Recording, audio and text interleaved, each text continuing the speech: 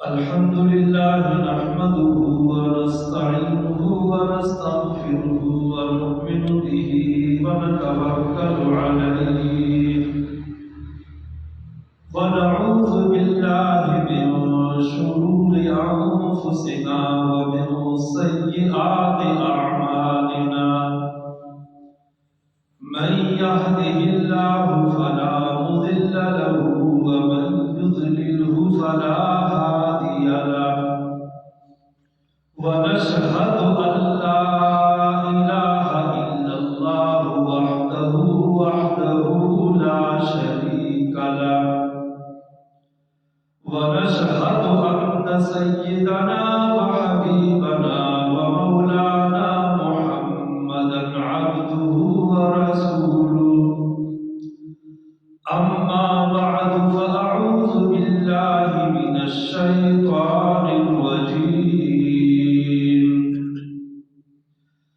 بسم الله الرحمن الرحيم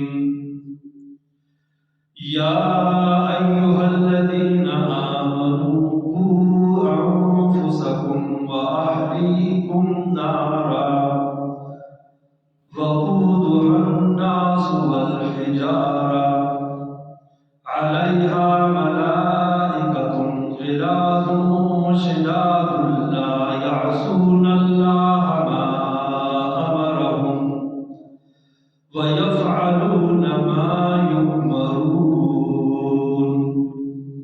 سبحان ربك رب العزة عما يصفون وسلام على المرسلين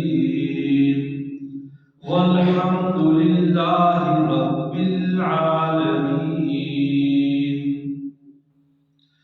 رب اشرح لي صدري ويسر لي أمري واحلل عقدة من لساني يفقهوا قولي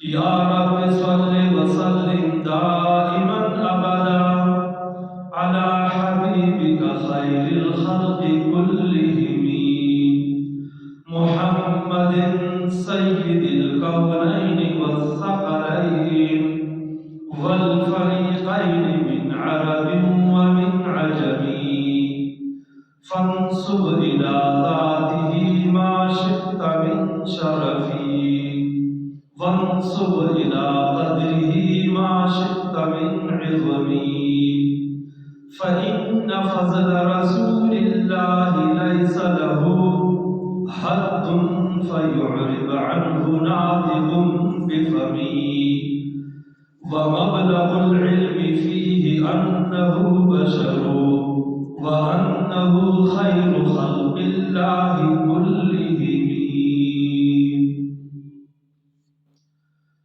مسلمانوں اٹھو قرآن کی دعوت کو پھیلاؤ مسلمانوں اٹھو قرآن کی دعوت کو پھیلاؤ اس جہان بے امان کو عافیت کے راز سمجھاؤ زمانہ آج بھی قرآن ہی سے فیض پائے گا مٹے گی شب ظلمت اور سورج جگمگائے گا محترم و مکرم و معزز سامعین و حاضرین میرے مسلمان بھائیوں دوستوں اور بزرگوں معزز خواتین ماؤں بیٹیوں اور بہنوں آج ہم اس مجلس میں ایک عظیم سعادت حاصل کرنے کے لیے جمع ہیں اور وہ سعادت ہے قرآن کریم کا ترجمہ اور مختصر تفسیر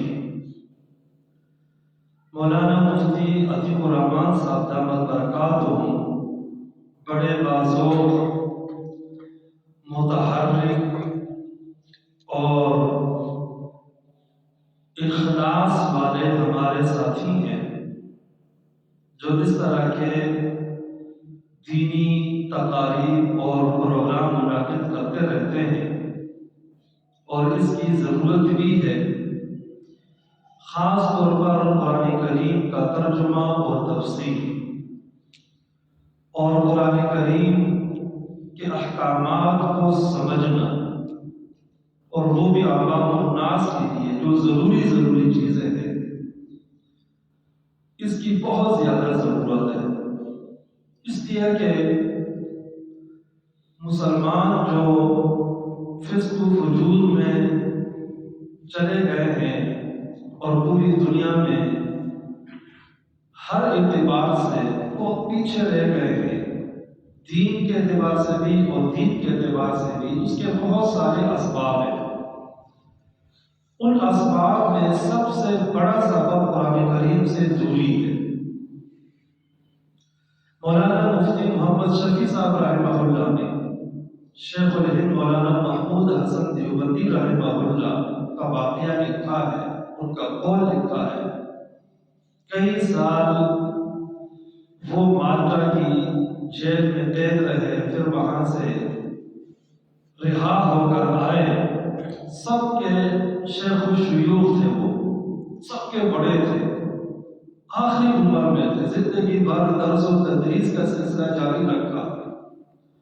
پھر تحریک انگریز کے خلاف چلی، اس کے سرکردہ اور سب سے بڑے رہنما تھے۔ پھر قید ہوئے اور کئی سال تک مالٹا کی جیل میں رہے۔ بڑا ان کا وسیع تجربہ تھا۔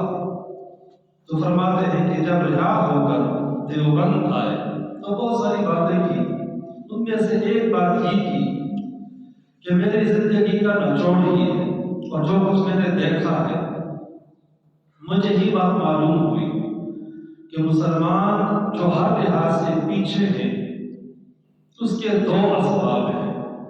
نمبر ایک، آپس میں اختلافات اور نزاعات، اور نمبر دو، قرآن کریم سے دوری۔ یہ دو اسباب ہیں۔ یہی وجہ ہے کہ وہ جتنے سال مالٹا کی قید میں، جیل میں قید رہے، وہاں پہ قرآن کریم کا باقاعدہ ترجمہ لکھا اور پھر اس کی مختصر تفسیر شروع کی۔ شروع کے چند پارے تھوڑی سی تفسیر لکھی تھی کہ رہا ہو گئے اور واپس آ گئے۔ واپس آ کر اس تفسیر کو پورا کرنے کا ارادہ تھا، لیکن بہت جلد دنیا سے رخصت ہو گئے۔ پھر ان کی تفسیر شیخ الاسلام مولانا شبیر احمد عثمانی رحمہ اللہ نے مکمل کی تھی، جو تفسیر عثمانی کے نام سے مشہور ہے۔ اس لیے قرآن کریم کے ساتھ تعلق جوڑنے کی بہت زیادہ ضرورت ہے۔ یہ جو ترجمہ شروع ہوا ہے اور تفسیر شروع کر رہے ہیں، یہ اس سلسلے کی ایک اہم کڑی ہے۔ اور قرآن کریم کا ترجمہ اور تفسیر سیکھنا جس طرح مردوں کے لیے ضروری ہے، خواتین کے لیے بھی بہت ضروری ہے، بلکہ خواتین کو قرآن و حدیث کا علم حاصل کرنے میں اور زیادہ آگے بڑھنا چاہیے۔ اس لیے کہ ایک خاتون اگر دیندار ہوگی تو بچوں کی صحیح تربیت کر سکے گی، اور اگر وہ دیندار نہیں ہوگی، تربیت سے نہیں ہوگی، تو آگے بچے بھی ضائع ہو جائیں گے۔ اور قرآن کریم کا ترجمہ سیکھنا اس لیے ضروری ہے کہ ہم نماز میں قرآن پڑھ رہے ہوتے ہیں، الحمدللہ رب العالمین، اس کے بعد سورت ملا رہے ہوتے ہیں، اللہ تعالیٰ سے ہم مناجات کر رہے ہوتے ہیں، لیکن ہمیں پتہ نہیں ہوتا کہ ہم کہہ کیا رہے ہیں۔ ہمیں خود بھی معلوم نہیں ہے کہ ہم اللہ سے جو بات کر رہے ہیں، ہماری بات کا مفہوم کیا ہے، ہمیں خود پتہ نہیں ہے۔ تو ظاہر ہے کہ اس کا نتیجہ کوئی بہتر تو نہیں ہوگا۔ اس لیے قرآن کریم کا ترجمہ تفسیر سیکھنے کی بہت ضرورت ہے۔ یہ اس سلسلے کی کڑی ہے۔ اللہ تبارک و تعالیٰ اس کو پائے تکمیل تک پہنچانے کی توفیق نصیب فرمائے۔ مولانا مفتی عتیق الرحمان صاحب اور شیخ الحدیث صاحب جو ترجمہ تفسیر پڑھائیں گے، اللہ تعالیٰ ان کے ان سب حضرات کی مسائل جمیلہ کو قبول فرمائے۔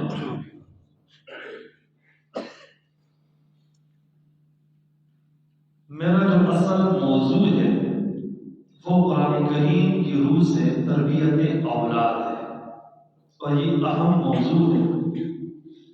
میں نے آپ کے سامنے سورہ تحریم کی آیت تلاوت کی ہے، اور قرآن کریم میں جا بجا اولاد کی تربیت کا حکم آیا ہے۔ یہ سورہ تحریم ہے، اس سے پہلے سورہ تغابن ہے، اس سے پہلے سورہ منافقون ہے۔ یہ جو صورتیں ہیں، یعنی 1 2 3 صورتیں ہیں، ان میں اللہ تبارک و تعالیٰ نے اولاد کے متعلق جو احکامات دیے ہیں، صرف اندازہ لگا سکتے ہیں کہ وہ کتنے اہم ہیں۔ یہ مسلسل صورتیں جا رہی ہیں، تو باقی پورے قرآن کریم کے اندر کیا کیا احکامات ہوں گے وہ تو بہت زیادہ ہیں۔ چنانچہ جو سورہ طلاق ہے، آیت نمبر 6 میں نے آپ کے سامنے پڑھی ہے، اس کا ترجمہ ذرا اس طرح اللہ فرماتے ہیں، یا ایھا الذین آمنوا، اے مومنو، قوا انفسکم واہلیکم نارا، اپنے آپ کو اور اپنے اہل و عیال کو، بیوی بچوں کو، اولاد کو، نارا جہنم کی آگ سے بچا لو۔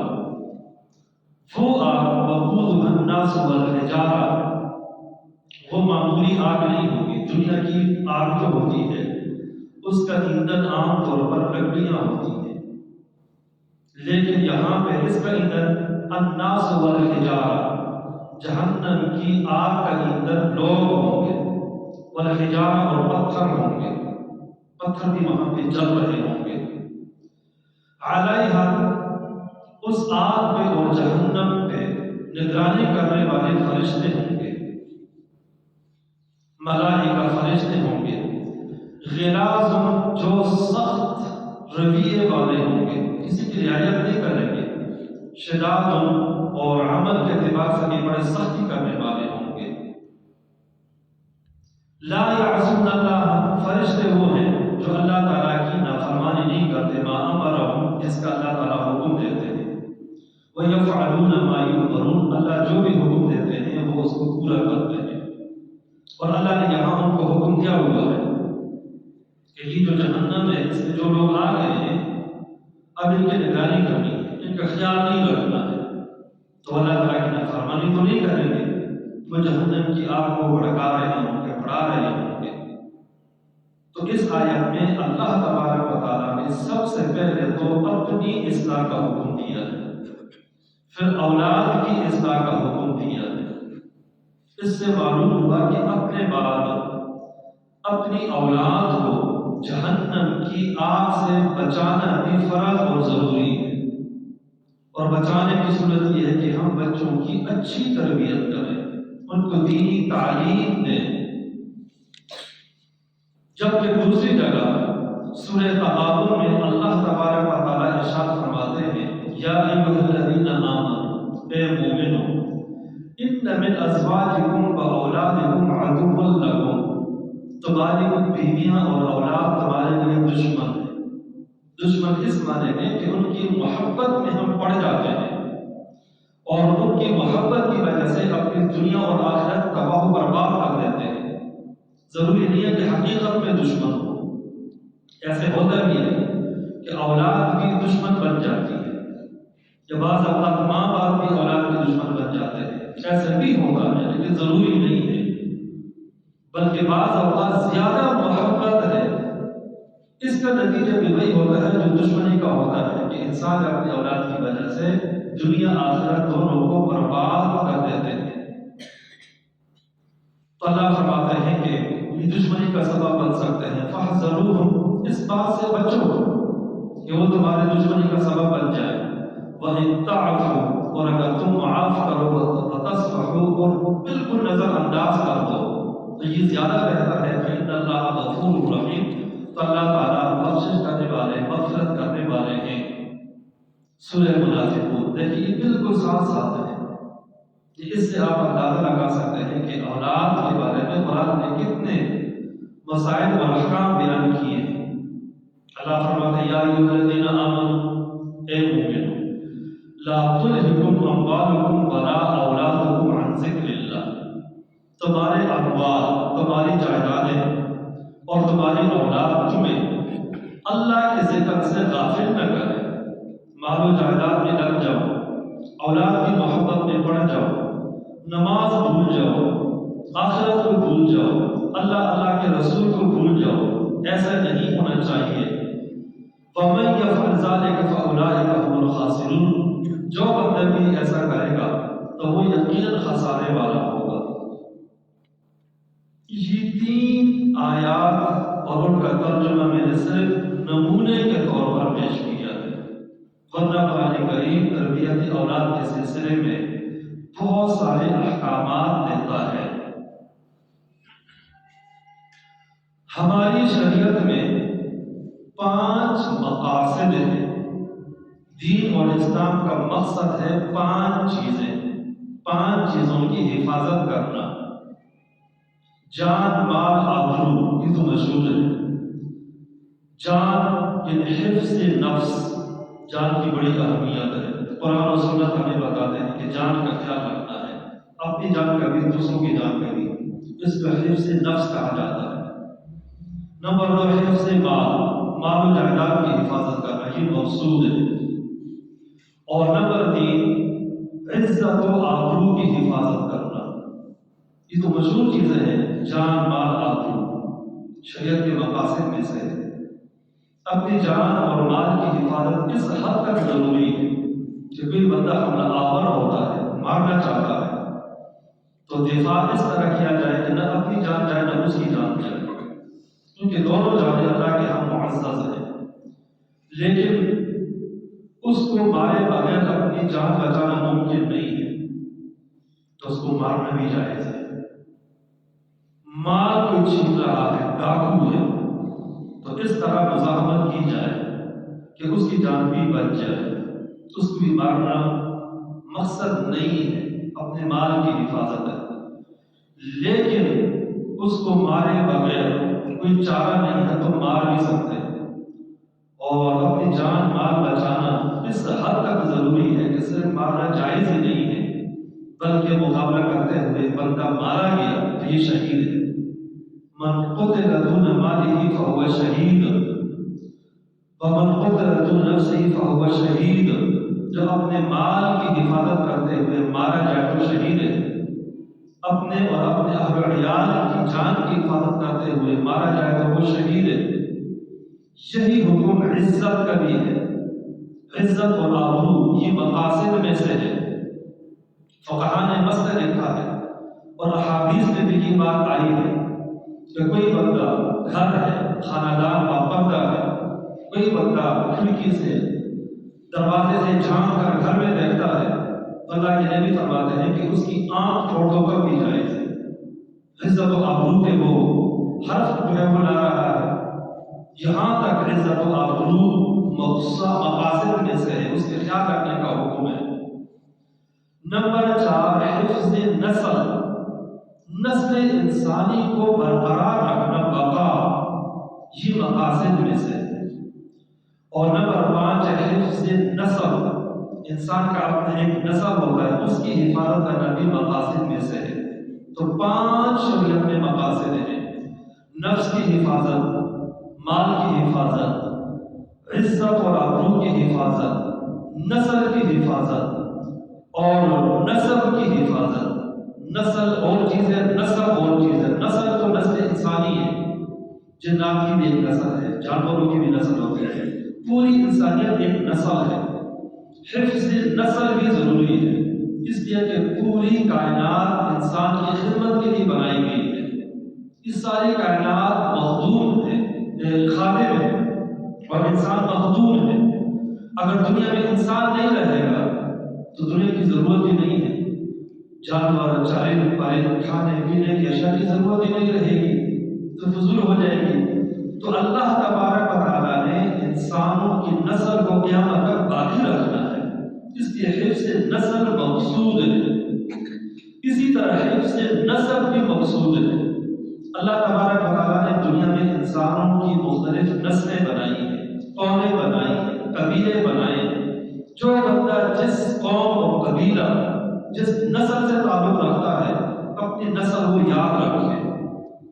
نسل کی وجہ سے فرق تو نہیں کیا جا سکتا کہ فلاں قوم اچھی ہے، فلاں قوم اچھی نہیں ہے، فلاں قبیلہ اچھا ہے یا عرب اچھے ہیں، عجم ٹھیک نہیں ہے، نہیں۔ اللہ کے نبی فرماتے ہیں لا فضل للعجمین علی عربین ولا لعربین علی عجمین، عرب کو عجب پہ عجب کو عرب پہ کوئی فضیلت نہیں، سب ہمارے انسان ہونے کے ناطے۔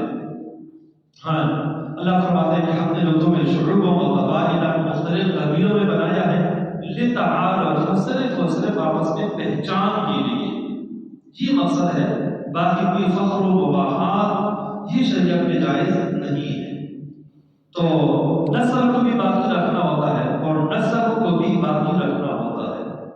ان 5 چیزوں میں سے ایک اہم چیز ہے نسل انسانی کا بقا، اور نسل انسانی کے بقا کے لیے شریعت نے ہمیں طریقہ بتایا ہے، وہ ہے نکاح شرعی، شرعی نکاح کرنا۔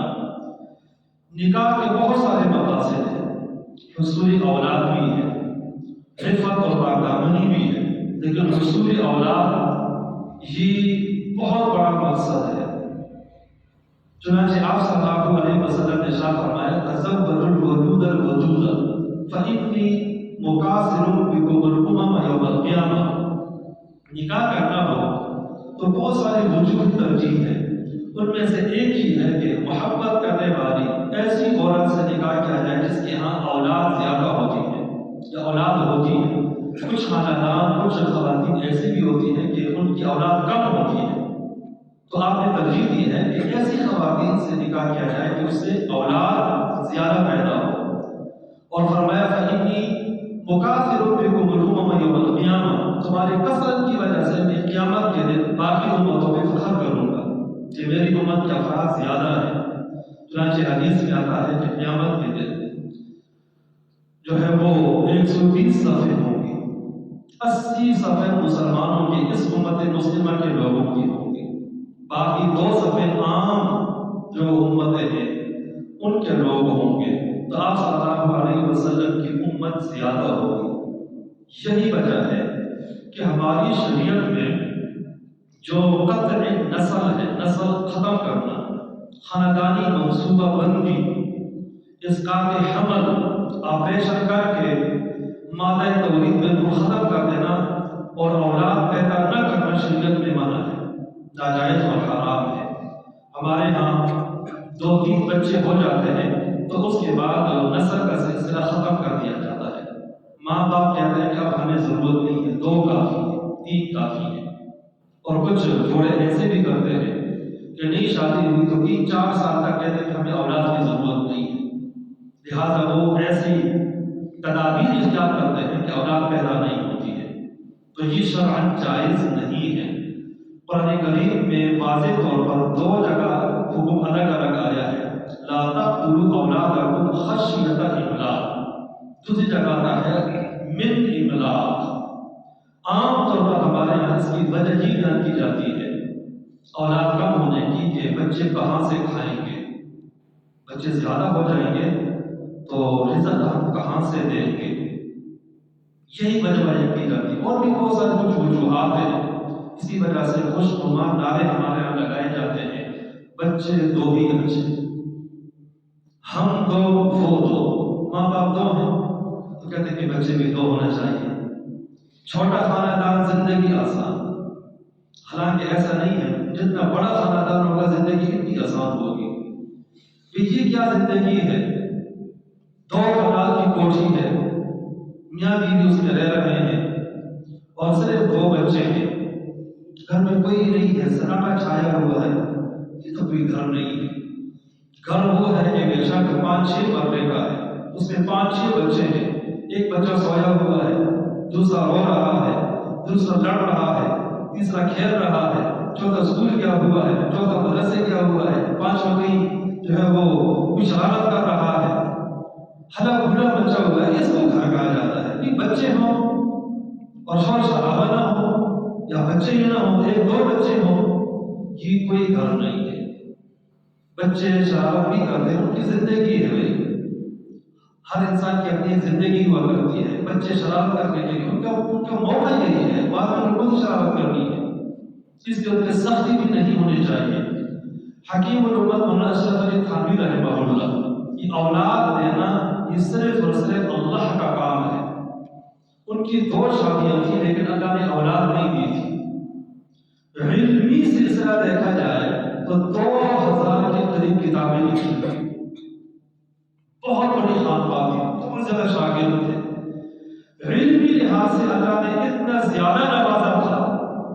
لیکن اولاد نہیں تھی، جبکہ آپ سے بہت سارے لوگ تعویذ لے لیا کرتے تھے، تو تعویذ شریف اس میں قرآن کریم کی آیت و حدیث منقول الفاظ و تعویذ دینے میں کوئی حرج کی بات نہیں ہے، عقیدہ ٹھیک ہونا چاہیے۔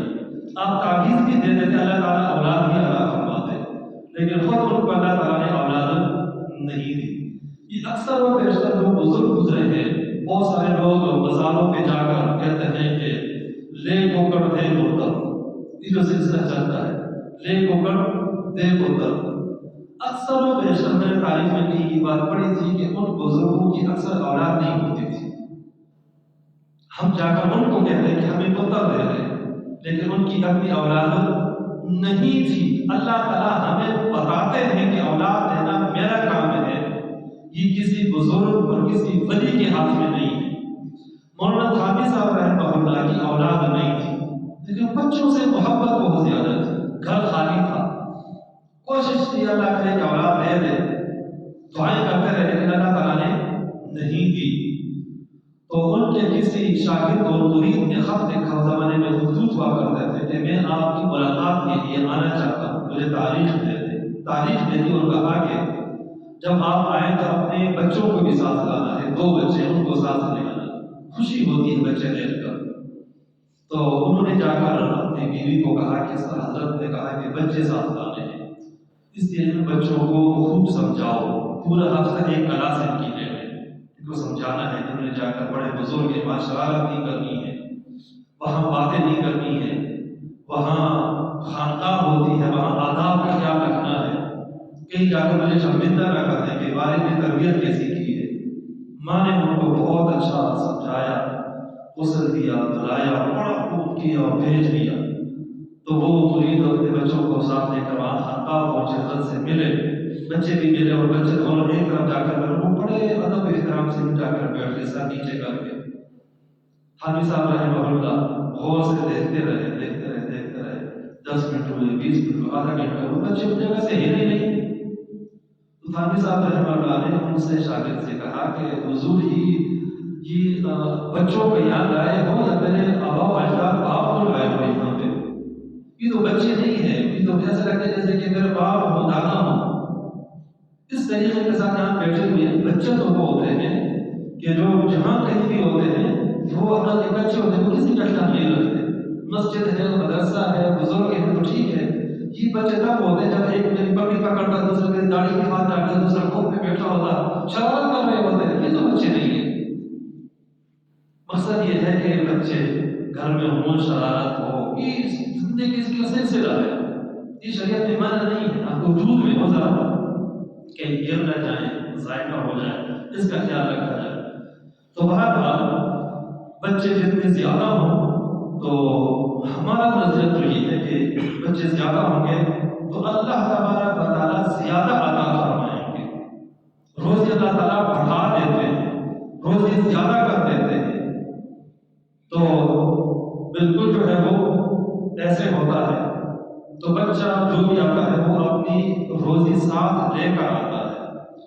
وَمَا مِن دَابَّةٍ فِي الْأَرْضِ إِلَّا عَلَى اللَّهِ رِزْقُهَا۔ اللہ فرماتے ہیں کہ میرے کاموں میں مداخلت نہ کرو، رزق دینے کا وعدہ میں نے کیا ہوا ہے۔ انسان کو بھی میں رزق دیتا ہوں، چرند پرند کو بھی میں رزق دیتا ہوں، حیوانات کو بھی میں ہی رزق دیتا ہوں۔ اسباب کے درجے میں دیکھا جائے تو جس طرح ہمیں رزق مل رہا ہے، ہماری عقل اور سائنس شخص کو تصدیق بھی نہ کرے۔ ہماری جو یہاں پاکستان کی آبادی ہے 27-28 کروڑ تک پہنچی ہوئی ہے، ہر بندہ دن میں کتنا کھاتا ہے، چاول ہے، روٹی ہے، سالن ہے، دوسری چیزیں ہیں۔ اسباب کے درجے میں دیکھا جائے تو بہت مشکل کام ہے، لیکن اللہ تبارک و تعالیٰ سب کو کھلا پلا رہے ہیں، سب کو رزق مل رہا ہے۔ جتنی آبادی بڑھتی جاتی ہے، انسان بڑھتے جاتے ہیں، اللہ تبارک و تعالیٰ رزق کے اسباب اور ذرائع بھی بڑھا رہے ہیں۔ آج سے 30 35 40 50 سال پہلے یہ جو بجلی کا جتنا سامان ہے، کاروبار ہے، اس کا اتنا تصور نہیں تھا۔ اچھا، اب چند سالوں سے جو موبائل بڑھ گیا ہے، موبائل کا اتنا کاروبار ہے، اتنا کاروبار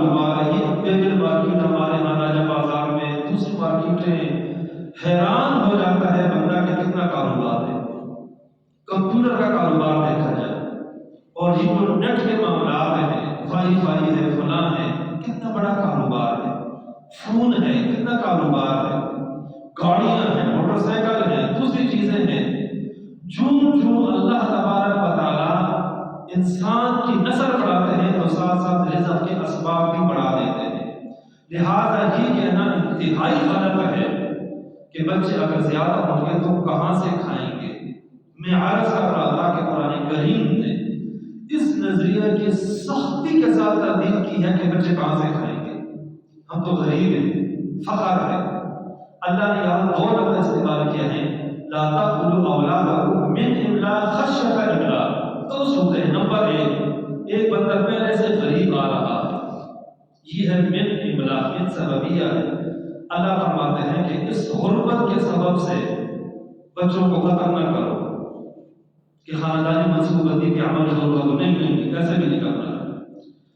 دوسرا بندہ ٹھیک ٹھاک ہے لیکن آئندہ خطرہ ہے کہ بچے زیادہ ہو جائیں، جیسے کہ بہت سارے لوگ کہتے ہیں. وہ بچے کہاں سے کھائیں گے؟ یعنی فقر کا خوف ہو. یہاں خشیۃ املاق دوسری جگہ فرمایا. اللہ فرمانے کے لیے ڈرنا نہیں ہے. یہ تم سوچتے ہو کہ بچے زیادہ ہو گئے کہاں سے کھاؤ گے، ڈر رہے ہو. نہ ڈرو، اس لیے کہ میں نے اپنے ذمہ رزق دیا ہوا ہے. تو اللہ تبارک و تعالیٰ سب کو کھلانے پلانے والے ہیں. یہ جو وما من دابۃ فی الارض الا علی اللہ رزقها، اس کی تفسیر میں علماء کرام نے، مفسرین نے ایک واقعہ لکھا ہے. حضرت موسیٰ علیہ السلام کو اللہ تبارک و تعالیٰ نے حکم دیا، اذهب الى فرعون، فرعون کی طرف جاؤ، انه طغى، وہ سرکش ہو گیا ہے، اپنے بھائی کو بھی ساتھ ملا لو، اس سے بات چیت کرو. روایات میں آتا ہے کہ حضرت موسیٰ علیہ السلام ذرا محتاط تھے کہ فرعون کو اتنا بڑا جابر ہے. جانا تو تھا لیکن دل میں ایک شبہ آ رہا تھا کہ کوئی ایسا ناگوار واقعہ نہ پیش آ جائے، میرے اہل و عیال ہیں، بچے ہیں، بعد میں بھی معاملات جو ہے وہ کہیں خراب نہ ہو. وہ کہاں سے اپنے لیے رزق حاصل کریں گے، کیا ان کے معاملات ہوں گے. اس طرح کا وسوسہ ذہن میں آ رہا تھا. تو اللہ تبارک و تعالیٰ نے ان کو بتلایا کہ رزق دینا میرا کام. چنانچہ حضرت موسیٰ کو حکم دیا. بہت بڑی چٹان تھی وہاں، پتھر تھا بڑا. ہتھوڑا دے کے ہتھوڑا لے اور اس چٹان پہ مارے. چنانچہ انہوں نے چٹان پہ ہتھوڑا مارا. اللہ کے حکم سے اس سے ایک بہت بڑی سیمٹ گر گئی. کہا دوبارہ مارو، دوبارہ جو ہتھوڑا مارا تو پھر کافی ٹکڑا نیچے گر گیا. سے بارہ مارو، سے بار جو ہے وہ ہتھوڑا مارا تو کافی بڑا ٹکڑا گرا. نیچے دیکھا کہ وہاں پہ ایک سوراخ ہے. اللہ تبارک و تعالیٰ نے فرمایا کہ اس کے قریب ہو جاؤ. وہ قریب ہوئے، دیکھا کہ اس کے اندر کیڑا ہے. تو حیران، اتنی بڑی چٹان اور اس کے 3 سلوٹوں کے اندر، گہرائی کے اندر کیڑا، اور وہ بھی زندہ. اللہ نے فرمایا کہ مزید قریب ہو کر دیکھو. مزید قریب ہو کر دیکھا، اس کیڑے کے منہ میں شہتوت کا پتا ہے. کہا کہ مزید قریب ہو کر دیکھو. جب مزید قریب ہو کر دیکھا تو وہ کیڑا کہہ رہا ہے سبحان من یرانی یذکرنی ولا ینسانی. عجیب، سبحان من یرانی، پاک ہے وہ ذات جو مجھے یہاں پر بھی دیکھتا ہے. یذکرنی ولا ینسانی، اور اللہ تعالیٰ مجھے یاد رکھتا ہے، مجھے بھولا نہیں ہے، اور اللہ تعالیٰ مجھے یہی بھی رزق دے رہے ہیں. تو کتنی تعجب کی بات ہے، وہاں پر بھی شہتوت کا پتا اس کے منہ میں پہنچا ہوا ہے. تو اللہ تبارک و تعالیٰ رزق دیتے ہیں اور جہاں بھی ہوتا اللہ تعالیٰ پہنچا دیتے ہیں. لہٰذا یہ عقیدہ رکھنا کہ اولاد پیدا ہوگی تو ہم کہاں سے کھائیں گے، یہ ٹھیک نہیں ہے. یہ ایوب خان کے دور سے ہمارے یہاں یہ خاندانی منصوبہ بندی کا سلسلہ شروع ہوا تھا. بڑا عجیب معاملہ ہے. یہ جو ہمارے بڑے ہوتے ہیں، ہمیں اچھے کوئی صحیح حکمران ملے نہیں، ان کے بارے میں آتا ہے کہ انہوں نے یہ سلسلہ شروع کیا کہ خاندانی منصوبہ بندی ہونی چاہیے. لیکن یہ جتنے بڑے ہیں ان سب کے کہتے تو یہ ہے نا کہ بچے دو ہی اچھے، لیکن اپنے کتنے زیادہ ہیں، آپ شمار کریں جتنے بھی ہیں نا سب کے دو سے زیادہ ہیں۔ اور ایوب خان کے تو اتنے زیادہ ہیں کہ پورے ہریپور کو بھر دیا ہے۔ پھر تاکہ سارے جو لوگ، کوئی عمر ایوب ہے، کوئی یوسف ایوب ہے، کوئی گوہر ایوب ہے، قربان ایوب ہے، کتنے ہیں وہاں پہ پورے ہریپور پہ قبضہ کیا ہوا ہے، کتنی اولاد ہے اپنی، لیکن لوگوں کو کیا کہہ رہے تھے؟ بچے دو ہی اچھے۔ لطیفہ لکھا ہے، بلکہ میری اپنی کتاب ہے جدید طبی مسائل، اس میں بحوالہ یہ بات میں نے دو اہم باتیں مجھے ملی تھی لکھی ہیں۔ اس زمانے میں جو خاندانی منصوبہ بندی کا بڑا جو نگران تھا، آفیسر تھا، وہ یہی ترغیب دیتا تھا کہ بچے دو ہی ہونا چاہیے۔ اس کی ایک بیٹی تھی، اس کا نام سیما تھا۔ اللہ کا کارنامہ ایسا ہوا کہ اس کے ہاں دو جڑواں بچے پیدا ہو گئے، تو لوگوں نے کہنا شروع کر دیا سانو اکھے دو، سانو اکھے نونو، سیما جمع دو دو، سانو اکھے نونو، بچے نہیں پیدا کر رہے، سیما جمع دو دو، دو بچے خود پیدا ہو گئے لیکن تم نہیں منع کر رہے ہیں۔ ایک عالم نے انہوں نے ایک واقعہ لکھا ہے، یہ پنجاب کے لکھا ہے کہ کوئی ایک خاتون تھی، وہ بڑی ماڈرن تھی، اس کا شوہر فیکٹری میں کام کرتا تھا، اس کی جو ہے وہ 3-4 بچیاں تھیں۔ اب اس کو امید ہو گئی بچے کی، تو اس نے یہ طے کیا کہ میں نے مزید بچے نہیں پیدا کرنے ہیں، پہلے بھی بچیاں ہیں، مزید بچے پیدا ہوں گے تو کہاں سے کھائیں گے؟ لہٰذا اس نے اپنے رشتہ دار بھائی قزا وغیرہ کو کہا کہ مجھے ایسی گولیاں لا کر دے دو تو ڈاکٹر کے پاس جاتے ہو تاکہ یہ ختم ہو جائے۔ تو وہ جو بندہ تھا دوسرا، وہ بڑا دیندار بندہ تھا، وہ سمجھ گیا کہ اس کا مقصد کیا ہے، وہ گیا اور ڈاکٹر سے گولیوں کا نام لکھا ہے۔ وہ گولی ہوتی ہیں کہ بچے کی نشو و نما میں ان کا بڑا اچھا کردار ہوتا ہے، اس سے بچہ اور لوگوں سے مند ہو جاتا ہے۔ اس نے آ کر وہ گولیاں اس خاتون کو دے دی اور کہا کہ یہ استعمال کریں، اللہ خیر کرے گا۔ تو اس نے استعمال کرنا شروع کر دیا، تھی تو ماڈرن، لیکن اس کو یہ پتہ نہیں تھا کہ یہ کیا گولیاں ہیں، وہ استعمال کرتی رہی۔ کچھ دنوں کے بعد اللہ کا کرنا ایسا ہوا کہ اس کا شوہر فوت ہو گیا، اس خاتون کا۔ ابھی بہت پریشان، خود بیوہ، 3-4 بچیاں، پریشان تو بہت زیادہ تھی، لیکن اللہ کا کرنا ایسا تھا کہ وہ جو اس کے پیٹ میں امید تھی، وہ ماشاءاللہ دوائیاں نشوونما کی وجہ سے اللہ تعالیٰ نے وہ لڑکا تھا، بلکہ کچھ عرصے کے بعد وہ ایک نہیں بلکہ 2 جڑواں بیٹے پیدا ہو گئے۔ جب بیٹے پیدا ہوئے تو یہ تو بڑی پریشان تھی آخر میں کہ اب بچوں کا کیا ہوگا، اور بھی بچے پیدا ہوئے، اللہ نے 2 بچے دے دیے۔ اب کچھ عرصے کے لیے تو ذرا انسان بے سہارا ہوتا ہے، لیکن جب 2 بیٹے ملے تو اللہ تعالیٰ نے اس کا یقین بڑھا دیا۔ گزارا کرتے کرتے شوہر کو ویسے چلا گیا تھا، وہ دونوں بیٹے بڑے ہوئے اور انہوں نے بڑے ہو کر ماں کو بھی سہارا دیا اور اپنی تمام بہنوں کو سہارا دیا، ان کی شادیاں ہوئی اور اچھی زندگی گزارنے لگے۔ تو یہ جو کہا جاتا ہے بچے دو ہی اچھے، یا لڑکیاں ہیں تو اس سے ناراض ہوتے ہیں، یہ انتہائی زمانے جاہلیت کا طریقہ ہے۔ سوال یہ ہے کہ 2 بچے ہیں، ان پہ اتفاق کرنا ہے، تو ضروری تو نہیں ہے کہ ایک بیٹا ایک بیٹی، چلو ایک بیٹا ایک بیٹی بھی ہے تو کیا گارنٹی ہے کہ وہ ہمیشہ رہے گا؟ کہ درمیان میں جب دنیا سے رخصت ہوئے پھر کیا کرو گے؟ اور اگر دونوں لڑکے ہیں تو ہر انسان کی یہ خواہش ہوتی ہے کہ میری بہن بھی ہو تاکہ میں بہن کی محبت بھی دیکھ سکوں، تو وہ 2 لڑکے بہن کی محبت کیسے دیکھیں گے؟ اور اگر دونوں لڑکیاں ہیں تو ہر لڑکی کی خواہش ہوتی ہے کہ میرا بھائی ہو، میں بھائی کی بھی محبت دیکھوں، تو وہ کیسے محبت دیکھیں گے؟ یہ فطرت کے خلاف بات ہے۔ لہٰذا اللہ نے جتنے بچے دینے ہیں اللہ پہ توکل کر کے بچوں کا سلسلہ منقطع نہیں کرنا چاہیے۔ میں نے اسی کتاب میں اخبار کے حوالے سے لکھا کہ روس ہے، وہاں پہ خاندانی منصوبہ بندی کا سلسلہ چل رہا ہے۔ انہوں نے لکھا ہے کہ اگر یہ سلسلہ یوں چلتا رہا تو 2050 میں روس جو ہے وہ مسلم اکثریت ملک بن جائے گا، کیونکہ مسلمان اس کے قائل نہیں ہیں۔ اور چائنا نے چند سال پہلے یہی سلسلہ شروع کیا تھا، اور اس کا اتنا زیادہ نقصان ہوا کہ جو بڑی عمر کے تھے وہ چلے گئے، جوان تھے وہ بوڑھے ہو گئے، پیچھے سلسلہ منقطع ہو گیا تھا تو ان کو جوان نہیں ملتے۔ اب وہاں پہ ترغیب دی جاتی ہے کہ جس کے بچے زیادہ ہوں گے حکومت کی طرف سے ان کو اسکالرشپ اور وظیفہ دیا جائے گا کہ بچے پڑھاؤ۔ تو یہ فطرت کے خلاف جو لوگ آتے ہیں وہ بالآخر مجبور ہو کر پھر فطرت پہ آ جاتے ہیں۔ مغرب کے اندر بھی یہی ہو رہا ہے، اتنے بڑے بڑے ممالک ہیں، علاقے ہیں، وہاں انسان ہی نہیں ہے، جنگلات ہیں۔ دنیا کو کون آباد کر سکتا ہے؟ کسی نے آج تک دنیا کا انتہا دیکھا ہے؟ کسی نے بھی نہیں دیکھی ہے انتہا۔ اس پوری دنیا کے اندر انسانیت قیامت تک بھی آگے رہے گی تو دنیا نے ختم نہیں ہونا ہے۔ جتنا انسان بڑھتا جائے گا اللہ تعالیٰ کے اتنے رزق کے اسباب بڑھاتے جائیں گے۔ لہٰذا میں یہ عرض کر رہا تھا کہ یہ جو ہمارے ہاں بچوں کے سلسلہ کو منقطع کیا جاتا ہے یہ شرعاً ٹھیک نہیں ہے۔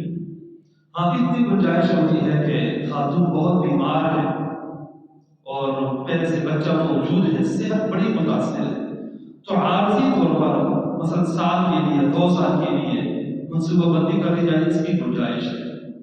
پہلا بچہ چھوٹا ہے، 5 مہینوں کا ہے تو 2-2.5 سال تک دودھ اس کا حق ہے، تو درمیان میں سلسلہ عارضی طور پر منقطع کرتے ہیں، اس کی گنجائش ہے۔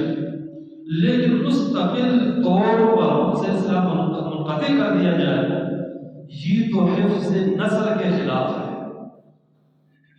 اور نسل جو ہے وہ مقصود ہے کہ اس کو آگے بڑھایا جائے، لہذا یہ سلسلہ شرع ٹھیک نہیں ہے۔ اسی طرح ہمارے ہاں اسقاط حمل کر دیتے ہیں تو 4 مہینے کے بعد اسقاط حمل تو بالکل جائز نہیں ہے، اس لیے کہ 4 مہینے کے بعد روح جو ہے وہ بچے میں آ جاتی ہے تو وہ تو قتل کے مترادف ہے بالکل۔ 4 مہینے سے پہلے کی ہے کہ اگر عذر ہو، جیسے میں نے 1-2 عذر بیان کیے، اس طرح کا عذر ہو تو اسقاط حمل کی گنجائش ہے، ورنہ گنجائش نہیں ہے۔ غرض ہے کہ نکاح کا عظیم مقصد حصول اولاد ہے، اس لیے کہ اولاد اللہ تعالیٰ کی بہت بڑی نعمت ہے، اور اللہ تبارک و تعالیٰ نے اس سورہ مدثر میں ولید بن مغیرہ کا ذکر آیا ہے۔ وہ بڑھ کے مارا کرتا تھا، میں ایسا ہوں، میں ایسا ہوں۔ اللہ نے اس کو جو ہے وہاں اس کا ذکر کیا ہے اور اپنے بہت سارے احسانات کا ذکر کیا کہ میں نے اس میں کتنے احسانات کیے ہیں۔ ان میں سے ایک ہے بنین شہودا، اللہ فرماتے ہیں کہ میں نے اس کو اولاد کی، بیٹے دیے، اور دوسری نعمت یہ بیان کی ہے شہودا، بیٹے وہاں پہ حاضر باش ہو گئے، ساتھ رہ رہے ہیں، ہر وقت کی دیکھ رہا ہوتا ہے، وہ کما کر دے رہے ہوتے ہیں۔ یہاں مفسرین نے لکھا ہے کہ اولاد کا ہونا ایک نعمت ہے، اولاد کا اپنے گھر میں ہونا، سامنے ہونا، قریب میں ہونا کہ ہر روز ملاقات ہو سکے، غم خوشی میں شریک ہو سکے، یہ اللہ تعالیٰ کی دوسری بڑی نعمت ہے۔ اولاد بتانے کے لیے ایک بیٹا امریکہ میں ہے، ایک کینیڈا میں ہے، ایک برطانیہ میں ہے، اور ایک فرانس میں ہے، اور کہیں 10 سال کے بعد آ جاتے ہیں، ملاقات کر جاتے ہیں، باقی کہیں فون پہ بات ہو جائے تو صحیح نہ ہو تو کوئی مسئلہ نہیں ہے، ایک دوسرے کو پہچانتے ہی نہیں ہے۔ یہ نہیں ہے مقصد، مال بہت زیادہ ہو جائے، اولاد بھی زیادہ ہو جائے، لیکن جو بندہ اپنے مال سے فائدہ نہ اٹھا سکے، جو بچوں کی اور اپنے اولاد کی محبت نہ دیکھ سکے، ایسے مال سے کیا کرنا ہے کہ اولاد کو پوری دنیا میں پھیلا دیا ہے، مال کی خاطر نہیں۔ بچے اپنے پاس ہو، ان کی تربیت ہو، ان کو بندہ دیکھے، دل جو ہے وہ دل کا ٹھنڈا ہو، خوش ہو، یہ اصل مقصد ہے۔ بہرحال نکاح کا مقصد حصول اولاد ہے، اور اللہ تبارک و تعالیٰ جب اولاد دے دے، اسی وجہ سے جب رشتہ کیا جاتا ہے تو آپ صلی اللہ علیہ وسلم نے اس کے لیے بڑے اچھے معیار ہمیں دیا ہے۔ صحیح حدیث میں آتا ہے تنکح المرأة لأربع، کسی عورت سے 4 وجہ سے نکاح کیا جاتا ہے۔ نمبر 1 لحسبها، مقام اور مرتبہ کے اعتبار سے۔ نمبر 2 ونسبها، اس کے نسب کے اعتبار سے۔ نمبر 3 ولجمالها، اس کے حسن کی وجہ سے، جمال کی وجہ سے۔ نمبر 4 ولدینها، دین کی وجہ سے۔ پھر آپ نے فرمایا فَاظْفُرْ بِذَاتِ الدِّينِ تَرِبَتْ يَدَاكَ، اللہ کے بندے دین والے کو ترجیح دو۔ اصل چیز یہ دین اور تقوی، دین اور تقوی اگر موجود ہے دنیا آخرت دونوں میں کامیابی ہے، اولاد کی صحیح تربیت ہو سکے گی۔ دین اور تقوی یہ باقی رہنے والی چیز ہے، دنیا میں بھی اور آخرت میں بھی۔ جہاں تک مال کا تعلق ہے تو مال بھی ختم ہو سکتا ہے، جہاں تک جماعت کا تعلق ہے اس میں بھی کمی آ سکتی ہے۔ حسب و نسب یہ مقصود نہیں ہے، بڑے عہدے اگر حسب کے اعتبار سے بہت اعلیٰ ہے، مال بھی بہت اچھا ہے، اتنے ہی اس کے اخلاق بھی بگڑے ہوں گے۔ چنانچہ عام طور پر یہ دیکھا گیا ہے کہ جو تعلیم عورت بہت زیادہ دنیاوی لحاظ سے تعلیم یافتہ ہے، اس کا بڑا عہدہ ہے، وہ شوہر کو کوئی اہمیت نہیں دے گی۔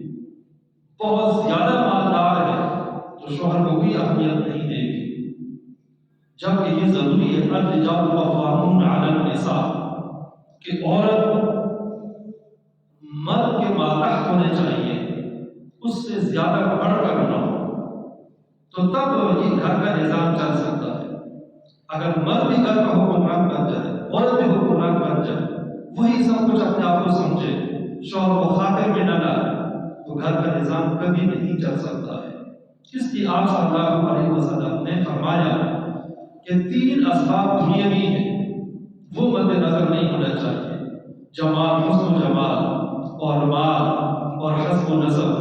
ہاں، جو اہم چیز ہے وہ دین اور تقوی ہے۔ اس کو بنیاد جو ہے وہ بنایا جائے، نکاح کیا جائے تو اس میں پائیداری ہوا کرتی ہے، استقرار ہوا کرتا ہے، اور جو ازدواجی زندگی ہے وہ بڑی زبردست ہوا کرتی ہے، اور اس طرح زندگی چلتی رہتی ہے، ورنہ زندگی چلتی نہیں ہے۔ ایک جوڑے کا نکاح ہوا، لڑکا لڑکی کا نکاح ہوا، تو کچھ عرصے کے بعد ہی ان کے آپس میں لڑائیاں جھگڑے شروع ہو گئے۔ تو ان کے خاندان کے بڑے بزرگ یا عالم تھے، انہوں نے دونوں کو بلایا، لڑکی اور لڑکی دونوں کو، اور دونوں کو بہت سمجھایا کہ دیکھیں آپ دونوں کا تعلق ہمیشہ کے لیے ہے، نکاح ہو گیا ہے، اب جو ہے وہ آپ ایک دوسرے کے ساتھ مفاہمت اور سمجھوتے سے کام لیں، اور کچھ کمی بیشیاں ہوتی رہتی ہیں، معاف کر دیا کریں، اور یہ زندگی کی گاڑی چلنی چاہیے۔ تو اس لڑکے نے پوری باتیں سنی اور آخر میں کہا کہ حضرت بات یہ ہے کہ یہ گاڑی تب چلے گی نا جب اس کے چاروں پہیے برابر ہو۔ اگر ایک پہیہ اتنا بڑا ہو بیوی کی طرف اشارہ کیا اور دوسرا اتنا سا چھوٹا ہو تو یہ گاڑی کیسے چلے گی؟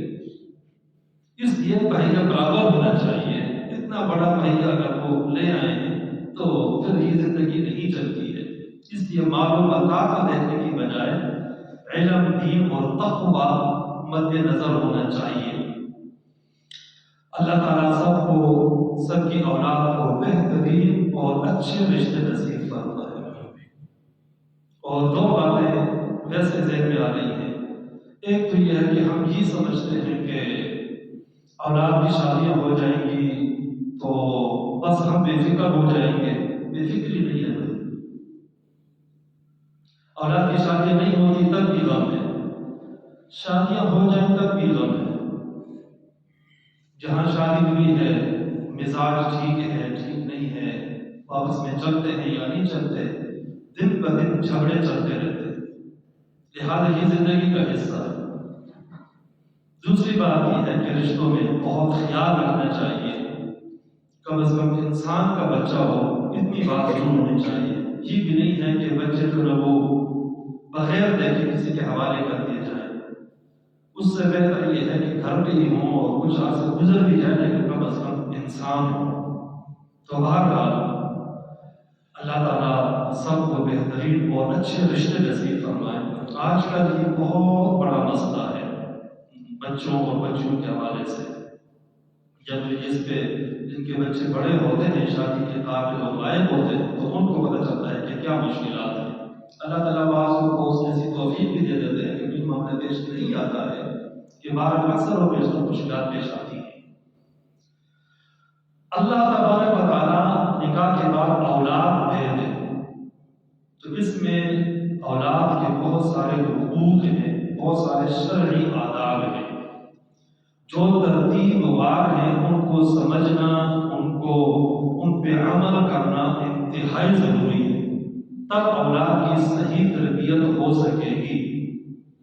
سب سے پہلا ادب اور پہلا حق اولاد پہ ہے کہ جب اللہ تبارک و تعالیٰ اولاد عطا فرمائے، معلوم ہو بیٹا ہوا ہے، بیٹی ہوئی ہے، تو سب سے پہلے اللہ تبارک و تعالیٰ کا شکر ادا کیا جائے، اور اس کا بہترین طریقہ یہ ہے کہ 2 رکعت نماز صلاۃ شکر پڑھ کر اللہ تعالیٰ کا زبان سے بھی شکر ادا کیا جائے۔ یہ شکر بہت ضروری ہے۔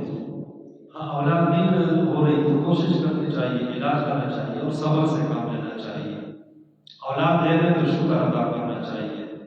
اللہ تعالیٰ فرماتے ہیں لَئِن شَكَرْتُمْ لَأَزِيدَنَّكُمْ، میری نعمتوں میں تم شکر ادا کرو گے تو میں تمہیں مزید نعمتیں دوں گا۔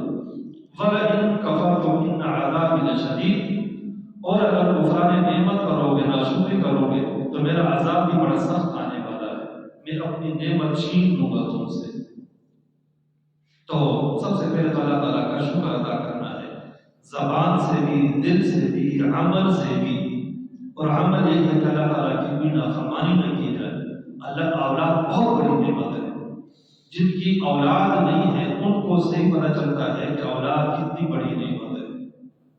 بہت سارے دنیا میں کروڑ پتی ہیں، لاکھ پتی ہیں، لیکن اولاد کی نعمت سے محروم ہے۔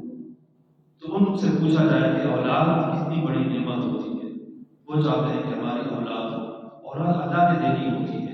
جب وہ کروڑ پتی ہیں، لاکھ پتی ہیں، تو علاج کر کے، اگر علاج میں سب کچھ ہوگا تو وہ تو کروڑیں نچھاور کرنے کے لیے تیار ہے، لیکن علاج کے باوجود بھی اولاد نہیں ملتی ہے، تو یہ اللہ تعالیٰ کے ہاتھ میں ہے۔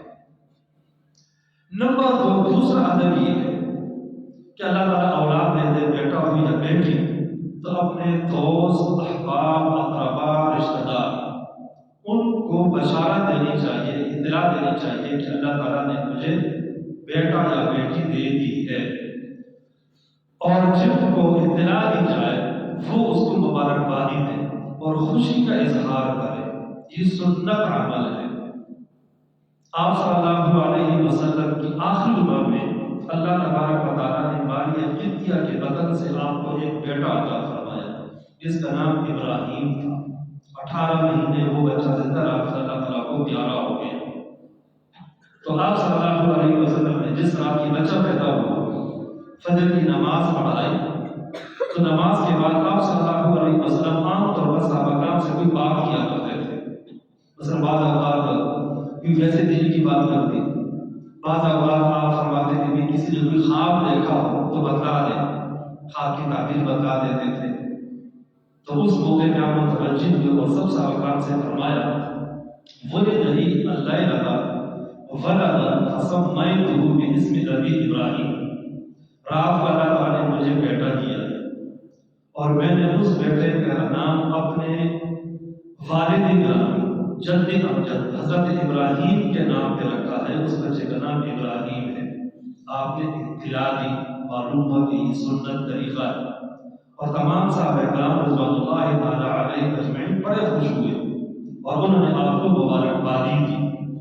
تو ایک عمل یہ ہے، اس سے 2 صحابہ کو خوشی ہو جاتی ہے، آگے بچہ پیدا ہوا ہے، نسب کے سلسلے میں سب کو یہ بات معلوم ہو جاتی ہے، مشہور کرنا مقصد ہے یہاں پہ۔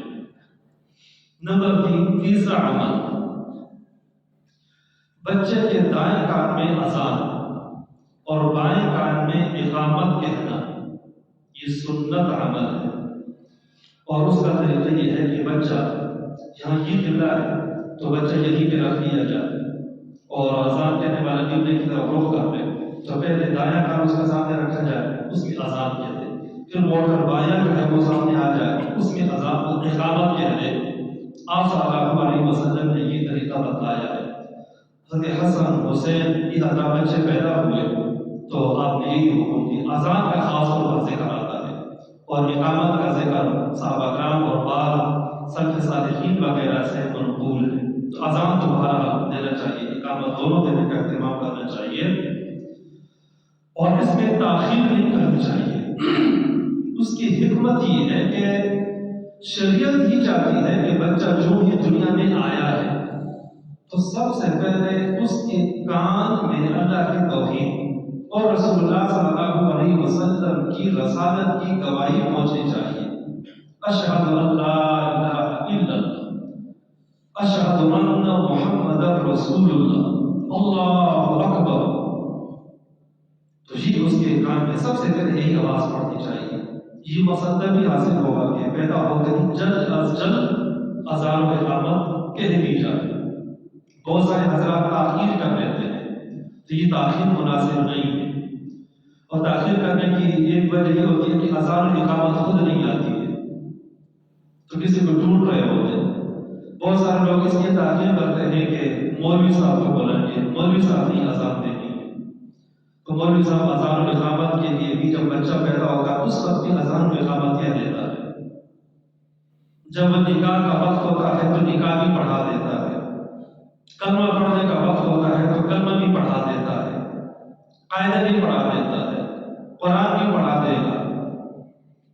بعد میں جب اولاد پیدا ہوگی تو ان کی بھی یہی خدمت کرنی ہے۔ بالکل آخر میں جب دنیا سے رخصت ہونا ہے تو پھر بھی میت سامنے رکھی ہوتی، مولوی صاحب بھی جنازہ پڑھاتے ہیں، لیکن مولوی کی قدر کیا ہے وہ ہم سب کو پتہ ہے۔ جو ہمیں دنیا اور آخرت دونوں جو ہے وہ سکھا رہا ہوتا ہے اس کی قدر ہم نہیں کرتے ہیں۔ تمہارا جب پیدا ہوتا ہے تو اذان و اقامت کہی جاتی ہے، نماز کوئی نہیں ہے۔ جب مرتا ہے تو نماز پڑھی جاتی ہے، اذان و اقامت کوئی نہیں ہے۔ اس میں اس بات کی طرف اشارہ ہے کہ جیسے مثلا مغرب کی اذان ہوئی، اقامت شروع ہو گئی اور چند سیکنڈ کے اندر ہی نماز شروع ہو جاتی ہے۔ یہ جو اذان و اقامت اور نماز مغرب کے درمیان کا جو وقفہ ہے، ہماری زندگی اس وقفے کے برابر ہے۔ پیدا ہوئے تو اذان و اقامت ہوئی اور مرنے کے بعد نماز ہونی ہے، تو درمیان کا عرصہ ہم سمجھتے ہیں کہ 50 سال ہے، 60 سال ہے، 70 سال ہے، یہ کچھ بھی نہیں ہے۔ اللہ بتا رہے ہیں کہ یہ کچھ بھی نہیں ہے آخرت کے مقابلے میں۔ یہ تو چند روزہ زندگی ہے جو کہ ایک ہوا کی طرف گزر جاتی ہے۔ جس کی عمر 100 سال کی ہو اس سے پوچھنے کی بھی زندگی کیسے رہی، کتنی لمبی تھی، وہ یہی کہے گا کہ بھی ایک خواب تھا جو کہ گزر گئی، اور 100 سال کسی کو کم نہیں ملتے۔ آپ صلی اللہ علیہ وسلم کی حدیث ہے، اعمار امتی ما بین 60 و 70 واقلهم من يجوز ذلك۔ میری امت کی عمریں 60-70 کے درمیان ہے، کم لوگ ایسے ہیں کہ جو اسے تجاوز کر جائیں گے۔ یہ تو بہت تھوڑی سی زندگی ہے، اصل زندگی تو آخرت کی ہے۔ امام غزالی رحمہ اللہ نے سمجھانے کے لیے آخرت کی زندگی کی مثال دی ہے۔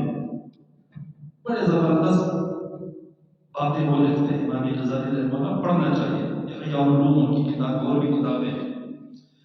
کہتے ہیں کہ دنیا کے مقابلے میں آخرت کی زندگی کی مثال ایسے ہے کہ یہ پوری دنیا، یہ خلا اور فضا، آسمان، 7 آسمانوں اور 7 زمینوں کے درمیان کی جو خلا ہے، اس پورے خلا کو رائی کے دانوں سے بھر دیا جائے اور 1 سال بعد ایک پرندہ آئے اور اس میں سے ایک دانہ اٹھائے، یہ رائی کے دانے تو ختم ہو جائیں گے لیکن آخرت کی زندگی ختم نہیں ہوگی۔ اتنی لمبی زندگی ہے۔ اب دنیا کی زندگی بالکل ہے ہی نہیں، کچھ بھی نہیں ہے، کیا ہے، چند سیکنڈ کی زندگی ہے۔ ہم اس کے لیے اتنی محنت کر رہے ہیں، مشقتیں اٹھا رہے ہیں، لیکن جو آخرت کی زندگی ہے وہ ہم اس کو بھول گئے ہیں۔ بہرحال بچہ جب پیدا ہو تو اذان و اقامت کہنے کا حکم ہے، اور مقصد یہ ہے کہ اس کے کان میں سب سے پہلے اللہ تعالیٰ کی توحید اور آپ صلی اللہ علیہ وسلم کی رسالت، اللہ کی پڑھائی، نماز اور کامیابی کا حکم اس کے کان میں پڑھنا چاہیے۔ اس کے اپنے اثرات ہوتے ہیں، بڑے اثرات ہوتے ہیں۔ بچپن میں جو چیز بچہ سیکھتا ہے وہ نقش ہو جایا کرتی ہے وہ بات، بعد میں سیکھنے کا اتنا فائدہ اور اتنا نفع نہیں ہوتا ہے، اور بچہ اس دوران بچپن میں بہت ساری باتیں اخذ کرتا ہے۔ ہمارے یہاں دارالتعلیم القرآن راجہ بازار میں تخصص میں ایک کتاب ہے علم التشریح الابدان، وہ پڑھائی جاتی ہے، اس میں سائنس کی بہت ساری باتیں لکھی ہوئی ہیں۔ پشاور کے ایک ڈاکٹر ہے، انہوں نے لکھی ہے، اس میں ایک عجیب بات لکھی ہے، جب بچہ ماں کے پیٹ میں 7، 8، 9 مہینے کا ہوتا ہے تو یہ تو خواتین کو پتا ہوتا ہے کہ وہ بچہ پیٹ میں حرکت کر رہا ہوتا ہے، ادھر ادھر وہ حرکت کر رہا ہوتا ہے، اس کی دنیا یہی ہوتی ہے، اور باہر جو آوازیں ہوتی ہیں بچہ ان آوازوں کو خوب سنتا ہے اور بڑی توجہ کے ساتھ سنتا ہے۔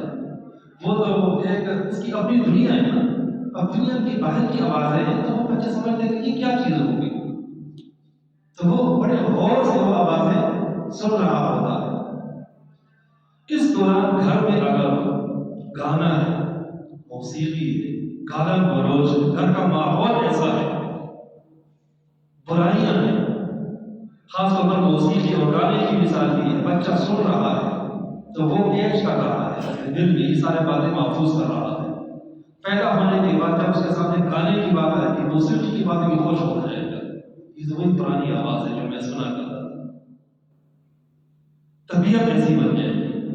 اور اگر گھر میں قرآن کریم کی تلاوت ہو رہی ہے، ذکر اذکار ہے، درود شریف ہے، نیکی کا سماع ہے، اچھا ماحول ہے، تو وہ ماں کے پیٹ کے اندر یہ ساری باتیں پیش کر رہا ہوتا ہے۔ اس نے تلاوت سنی ہے، نعت نظم سنی ہے، تو پیدا ہونے کے بعد جب اس کے سامنے قرآن کریم کی تلاوت ہوگی، نظم تلاوت یہ چیزیں ہوگی، یہ جھومتا جائے گا، خوش ہوگا کہ یہ تو میں سنتا رہا ہوں، یہ تو مانوس آواز ہے۔ آپ اس سے اندازہ لگا سکتے ہیں کہ ہمارے ماحول کا بچوں پہ کتنا اثر ہوتا ہے، ماں کے پیٹ سے یہ سلسلہ شروع ہو جاتا ہے۔ تو ہمارا تیسرا حکم یہ ہے کہ اذان اور اقامت کہنا چاہیے، تو میں نے عرض کیا کہ اذان اور اقامت خود دینا چاہیے، ضروری نہیں ہے کہ مولوی صاحب کو بلائیں، اور اس میں تاخیر نہیں کرنا چاہیے۔ رات کا 1 بجا ہے، 1 بج رہے ہیں تو بھاگتا جا رہا ہے مولوی صاحب، دروازہ کھٹکھٹاتا، مولوی صاحب بچہ پیدا ہوئے، آئیں اذان و اقامت کریں، مولوی صاحب سے بھی چلا جاتا ہے، لیکن لوگوں کو قدر نہیں ہے۔ لیکن میرا کہنے کا مقصد یہ ہے کہ وہاں جانے کی ضرورت ہی نہیں ہے، اذان و اقامت بندہ خود بھی کہہ سکتا ہے، اسی موقع پہ کہہ دیا جائے، وہاں جانا کوئی ضروری نہیں۔ چوتھا عمل تحنیک کا ہے، تحنیک کہتے ہیں گھٹی پلانا، جس کی صورت یہ ہوتی ہے کہ بچہ پیدا ہوا ہے تو ابھی ماں کا دودھ دینے سے پہلے کھجور، خاص طور پر کھجور کا ذکر آیا ہے، یا کوئی بھی میٹھی چیز ہو، کسی بزرگ سے وہ چبوا دی جائے، بوڑھا بھی چبوا دیتا ہے، پھر وہی کھجور جو چبائی ہوئی ہے وہ بچے کے منہ میں رکھ دی جائے تاکہ وہ اس کو کھا لے، بے شک تھوڑی سی معمولی ہی کیوں نہ ہو، اس کو کہتے ہیں گھٹی پلانا۔ آپ صلی اللہ علیہ وسلم نے اس کا اہتمام فرمایا، یہ سنت عمل ہے۔ صحابہ کرام رضوان اللہ تعالی علیہ اجمعین کے ہاں جب بھی بچہ پیدا ہوتا آپ صلی اللہ علیہ وسلم کی خدمت میں لے آتے تھے۔ ادب کا تقاضا بھی یہی ہے، ہم مسئلہ پوچھیں، گھٹی پلانے کا ہے، کوئی معاملہ ہے تو بچے کو لے جائیں وہاں مولوی صاحب کے ہاں، اس میں مولوی صاحب کا بھی ادب و احترام ہے۔ یہ نہیں ہے کہ مولوی صاحب کو گھر سے نکالے وہاں لے جائیں، وہ اذان دے دے، گھٹی پلا دے، چلے بھی جائے گا، لیکن یہ ادب نہیں ہے۔ ہمارے ایک بزرگ ہیں، اچھے ساتھی ہیں، تبلیغ میں ان کا وقت لگا ہے، شیخ القرآن مولانا غلام اللہ خان صاحب رحمہ اللہ، دارالعلوم قادم القرآن راجہ بازار کے جو بانی ہیں، ان بزرگ نے بیان کیا کہ ایک بندے تھے ان سے ملنے جلنے والے، قربانی کا موقع تھا، انہوں نے جانور خریدا تھا تو اس میں کوئی عیب تھا، کوئی زخم یا دان ٹوٹے ہوئے، تو انہوں نے آ کر مسئلہ یوں نہیں پوچھا، نہ حضرت کو اپنے یہاں گھر بلایا، بلکہ جانور کو گاڑی میں رکھا اور وہ جانور لے کے وہاں راجہ بازار اور حضرت کے سامنے پیش کیا کہ حضرت دیکھیں اس کے دانتوں کا ہی مسئلہ، اس میں یہ عیب ہے، مسئلہ بتائیں اس کی قربانی ہوتی ہے یا نہیں ہوتی۔ اس الدین کلہ ادب، اس لیے علماء کا ادب اور احترام کرنا چاہیے. مسئلہ پوچھنا ہے تو اس کے لیے ایک وقت ہونا چاہیے. اب نماز پڑھائی اور جا رہے ہیں تو سب کے اپنے اپنے کام ہوتے ہیں، راستے میں پکڑ لیتے ہیں حضرت میں نے مسئلہ پوچھنا ہے. رات کو 1 بجے بھی فون کر دیں کہ میں نے مسئلہ پوچھنا ہے. ہمارے استاد محترم شیخ الاسلام مولانا مفتی محمد تقی عثمانی صاحب نے اسلامی خطبات میں لکھا ہے کہ رات کے 2-3 بجے تھے، میرے جاننے والے کا فون آیا. میں نے جب یہ دیکھا تو ان کا فون میں بہت گھبرا گیا. تو میں نے کہا کوئی واقعہ ہوا ہوگا، تو میں نے جلدی سے وہ اٹھایا. تو میں نے کہا خیریت ہے، ٹھیک ہے؟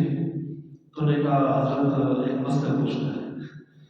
تو مسئلہ بھی بڑا عجیب سا، کوئی نام فہم مسئلہ. تو میں نے کہا یہ کون سا ہے رات کو اس وقت فون کرنے کا؟ تو بعد میں پوچھ رہے تھے. تو اس نے کہا کہ حضرت میں سمجھ رہا تھا کہ آپ تو تہجد کے لیے جاگ رہے ہوں گے تو اس لیے آپ کو کار ملائی تھی. ایسے لوگ بھی ہوتے ہیں. تو بہرحال مسئلہ بھی پوچھنا ہو تو اس کے بھی آداب ہے. تو مسئلہ یہ ہے کہ اذانوں کی تحریک کی بات چلے تو گھٹی پلانا کسی بزرگ سے ہونا چاہیے، عالم دین ہو یا خاندان کا کوئی بڑا ہے تو وہ گھٹی پلا دی جائے. اس کے بہت سارے فوائد ہیں. ایک فائدہ یہ ہے کہ وہ میٹھی چیز جب سب سے پہلے اس بچے کی زبان پہ رکھی جاتی ہے تو وہ بچہ اس کو چوستا ہے، کھاتا ہے. زبان، منہ یہ حرکت میں آ جاتے ہیں. اس طرح حرکت میں آنے کی وجہ سے اس کے مسام کھلتے ہیں اور انسان یہ بچہ بہتری کی طرف جاتا ہے کیونکہ چیز میٹھی ہوتی ہے. یہی وجہ ہے کہ گھٹی میں میٹھی چیز جو ہے وہ دینی چاہیے. دوسری اہم بات یہ ہے کہ جب کسی بزرگ سے وہ چیز اس کے لعاب دہن سے ملا کر گھٹی دیں گے تو اس کے بڑے اپنے روحانی اثرات ہوا کرتے ہیں. اللہ تبارک و تعالیٰ اس کی برکت سے روحانی طور پر بچے کی تربیت بھی اچھی کر دیتے ہیں. اس میں نیکی اور صلاحیت، دیندار ہی چیزیں آ جایا کرتی ہیں. آپ صلی اللہ علیہ وسلم نے گھٹی پلائی ہے، سنت عمل ہے. اس کے بہت سارے واقعات احادیث ہیں. آپ صلی اللہ علیہ وسلم جب ہجرت کر کے مدینہ منورہ آئے تو اللہ کی طرف سے ایسا ہوا جتنے مہاجرین تھے ان کے ہاں فی الحال کوئی اولاد نہیں ہوئی تھی، لیکن ویسے نہیں ہو رہی تھی، اتفاقی بات تھی. یہودی مدینہ نے یہ کہنا شروع کر دیا تھا کہ ہم نے ان لوگوں پہ جادو کر دیا ہے، ان کے ہاں اولاد نہیں ہوگی. تو صاحب اکرام پریشان ہو گئے تھے لیکن واقعہ ایسا نہ ہو. تو اللہ کا کہنا ایسا ہوا کہ اسی دوران حضرت زبیر کے ہاں بچہ پیدا ہوا. حضرت زبیر، ان کے نکاح میں حضرت اسما تھی جو آپ صلی اللہ علیہ وسلم کی سالی لگتی تھی اور حضرت زبیر نبی علیہ السلام کے فیضات بھی تھے. حضرت زبیر کے ہاں بچہ پیدا ہوا، اس کا نام عبداللہ بن زبیر رکھا گیا جو بعد میں بڑے جلیل القدر صحابہ میں ان کا شمار ہوتا تھا. جب یہ بچہ پیدا ہوا تو صحابہ کرام نے بہت زیادہ خوشی اور مسرت کا اظہار کیا کیونکہ یہودی کہتے تھے کہ بچے پیدا نہیں ہوں گے. اور انصار میں ان کو مہاجرین میں سب سے پہلے یہ بچہ پیدا ہوا تھا اور انصار میں سب سے پہلے نعمان بن بشیر رضی اللہ تعالی عنہ صحابی وہ پیدا ہوئے تھے. یہ 2 بچے پیدا ہوئے. تو جب یہ بچہ عبداللہ بن زبیر پیدا ہوا تو ان کی والدہ حضرت اسما ان کو لے کر نبی علیہ السلام کی خدمت میں لے گئی. اور یہاں پر بھی یہی ادب ہے، خدمت میں لے گئی، دعائیں کرائیں، آپ کی جناب جھولی میں اس کو رکھا، آپ نے اس کو گھٹی پلائی. دوسرے جو صحابی ہیں نعمان بن بشیر ہے، ظاہر ہے کہ نبی علیہ السلام کے انتقال کے وقت بھی ان کی عمر 9-10 سال ہوگی. یہ جو صغیر السن صحابہ تھے، بعد میں بڑے حضرات میں ان کا شمار ہونے لگا. یہ نعمان بن بشیر ہے، ان کا واقعہ صحیح بخاری میں آتا ہے کہ ان کے والد نے ان کو جائیداد میں سے کچھ زمین دینا چاہی کہ اس کے نام میں کر دیتا ہوں. پھر دل میں خیال آیا، ایک روایت میں آتا ہے کہ ان کے نعمان صحابی کی والدہ نے کہا اپنے شوہر کو کہ آپ جا کر نبی علیہ السلام سے مسئلہ پوچھیں کیا یہ ٹھیک بھی ہے کہ ہماری اولاد میں سے باقی اولاد بھی ہے، ایک کو ہم حصہ دیں باقی کو نہ دیں، آپ مسئلہ پوچھ لیں. بہت بڑی بات ہے. کسی کی 2 بیویاں ہیں مثلا، کئی اولادیں ہیں، ایک اولاد کا نام آج کوئی دینا چاہتا ہے تو اس کی ماں پھولے نہیں سمجھے گی، بہت اچھا ہو گیا میرے بیٹے کو الگ حصہ دے دی، کوشش کرتی ہے کہ میرے اولاد کا نام ہو جائے، باقی جو ہے وہ محروم ہو جائے، لیکن وہاں ایسا نہیں، وہاں والد نے کہا کہ نہیں ٹھیک ہے میرا بیٹا ہے، لیکن آپ جا کر نبی اسلام سے پوچھ لیں کہ ٹھیک ہے۔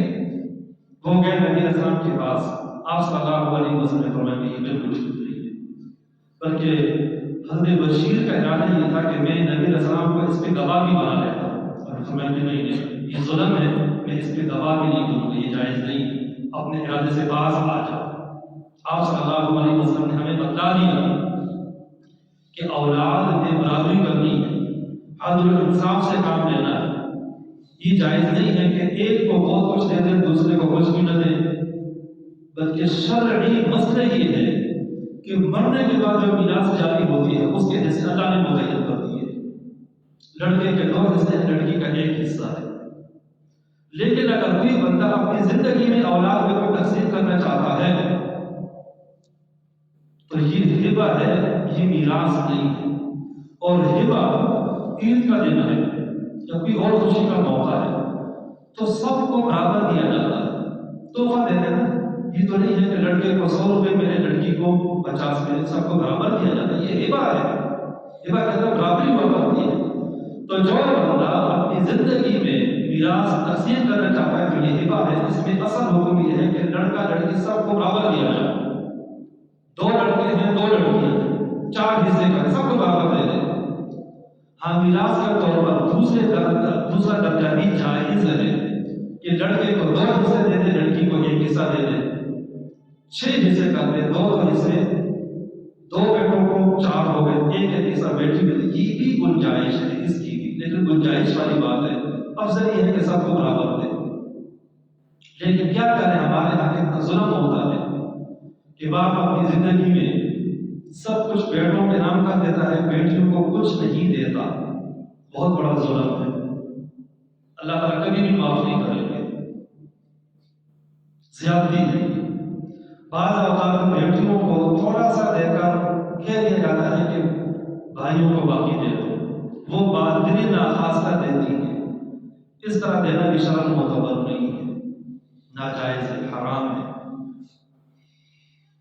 اسی طرح والدین کے مرنے کے بعد اولاد میں بھی ظلم ہوتا ہے، بھائی جائیداد میں قابض ہو جاتے ہیں، بیٹے کو کچھ نہیں دیتے یا بہت کم دے دیتے ہیں۔ کبھی ایسا بھی ہوتا ہے، ہمارے ہاں رواج ہے کہ ماں باپ اکثر و بیشتر سب سے چھوٹے بیٹے کے ساتھ رہتے ہیں اور سب کچھ وہاں ہوتا ہے، والدین کا انتقال ہو رہا ہے تو وہ چھوٹا بیٹا سب پہ قابض ہو گیا، باقی بھائیوں کو کچھ نہیں دے رہا، باقی بھائی کرائے کے مکان پہ رہ رہے ہیں، کرایہ بھی بھر رہے ہیں، اور یہ خان صاحب جو ہے وہ 1 کنال کی کوٹھی میں بیٹھا ہوا ہے اور کسی کو حصہ بھی نہیں دے رہا، یہ کتنا بڑا ظلم ہے، کتنی بڑی زیادتی ہے۔ نیز جس طرح کے اولاد کے لیے ضروری ہے کہ ماں باپ کے ساتھ انصاف کرے، تو ماں باپ کو بھی چاہیے کہ وہ انصاف کرے، وہ ہی ہے۔ اگر کئی بیٹے ہیں تو صرف اپنے چھوٹے بیٹے کے ساتھ ہی رہنا اور بڑے بیٹوں کے مطالبے کے باوجود بھی ماں باپ کا ان کے ہاں نہ رہنا، یہ بھی ٹھیک نہیں ہے۔ ایک نتیجہ ہے، ہمارا اپنے ہی ہے، ہم 6 بھائی ہیں الحمدللہ، تو میری والدہ ہے وہ بھی چھوٹے بھائی کے ساتھ رہتی ہے، ویسے مذاق کے طور پر ہم آپس میں وہ بات کر رہے تھے، ابھی جب بھی ہم ان کو والدہ کو کہتے ہیں کہ پنڈی آ جاتی ہے، لیکن چند 2 دن کے لیے واپس چلی جاتی ہے، رہتی وہ چھوٹے بھائی کے ساتھ ہی ہے۔ الحمدللہ خرچے کا کوئی مسئلہ نہیں ہوتا، سارے بھائی باقی بھائی سارے سعودیہ میں ادھر ادھر بہت اچھا وہ نظام چلتا ہے، ہم نے کیا خرچہ دینا ہے، جب بھی ہم جاتے ہیں تو وہ ہمیں خرچہ دے دیتی ہے۔ تو ویسے بات چیت ہو رہی تھی، اس طرح کرتے کرتے تو میں نے والدہ کو کہا کہ یہ جو آپ یہی رہ رہے ہیں نا، یہ زیادتی، یہ صحیح نہیں ہے، شرم کیسے صحیح نہیں ہے؟ میں نے کہا آپ کو چاہیے کہ ہم 2 بھائی پنڈی میں ہیں تو 6 بھائی ہیں، تو ہر بھائی کے ساتھ نا آپ باقی بھائی ادھر رہتے ہیں ادھر ادھر، تو 2 مہینے رہے تب یہ انصاف ہوگا، یہ انصاف نہیں نکلتی نہیں، ہمارا رواج ہے اور اس طرح ہوگا، چھوٹے بھائی کے ساتھ آپ خوش ہیں، تو ایسے مذاق کے طور پر یہ بات کی ہے۔ کہنے کا مقصد یہ ہے کہ بعض اوقات اولاد کا بھی تقاضا ہوتا ہے کہ ہمارے ساتھ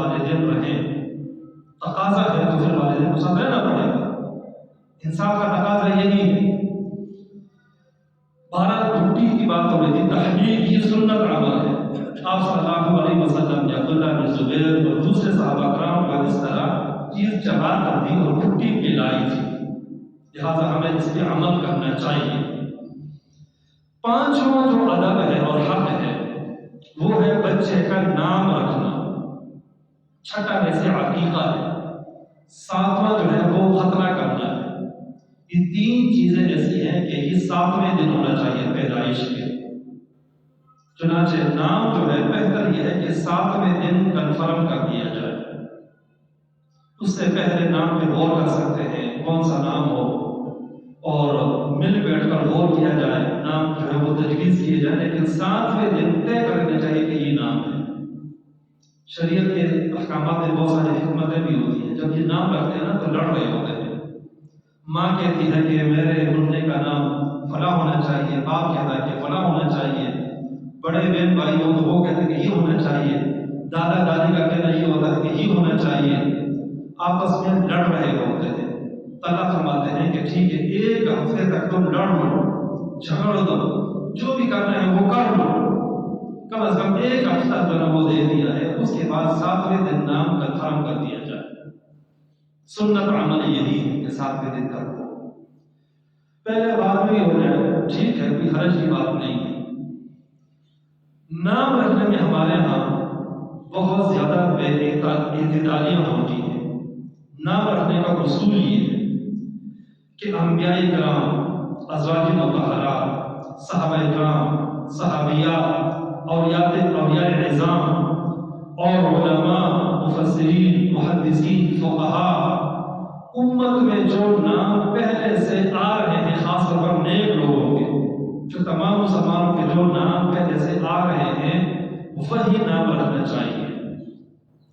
حدیث میں اس کی ترغیب دی گئی ہے کہ اچھے اچھے نام رکھو.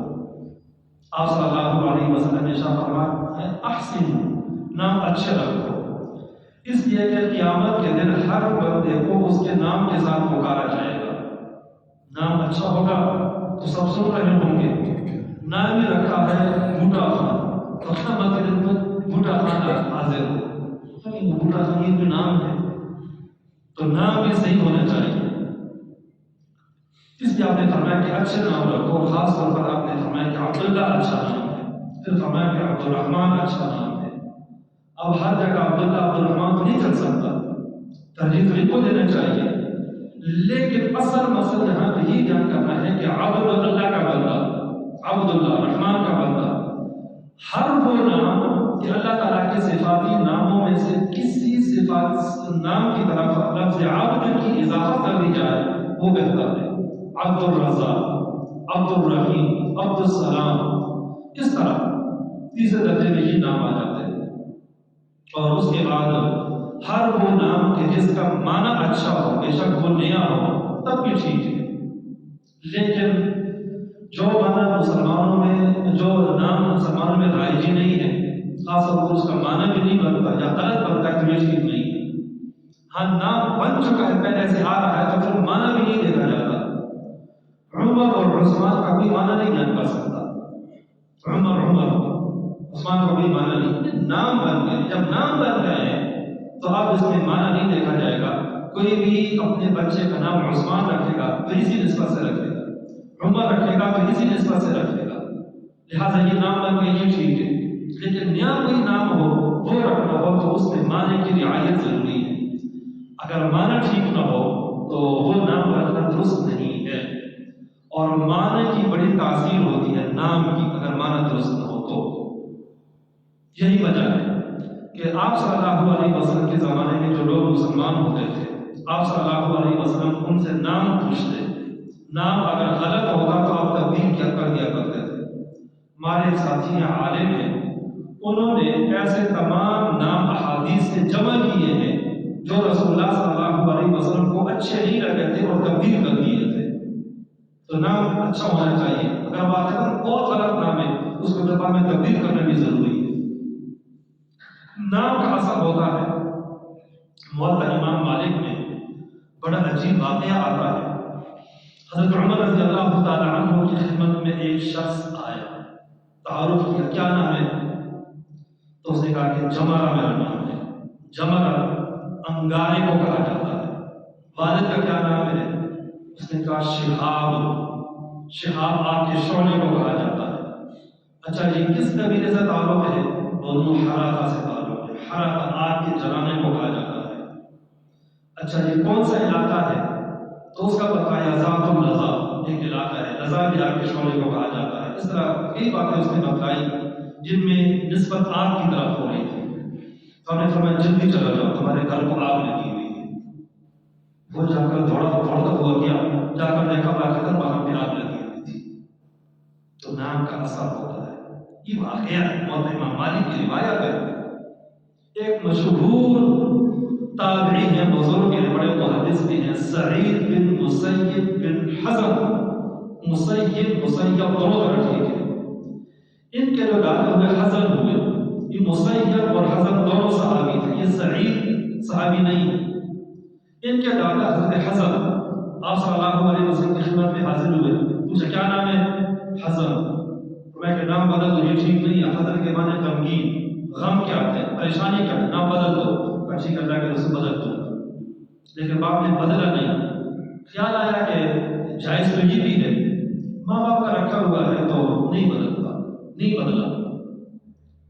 اس نام کا اتنا اثر ہوا کہ خود بھی پریشان رہتے، ان کا بیٹا مسیب بھی پریشان رہتے۔ پودا سعید فرماتے ہیں کہ اب تک ہمارے گھر میں پریشانیاں آ رہی ہیں، تو نام ٹھیک ہونا چاہیے، نام کا بڑا اثر ہوتا ہے۔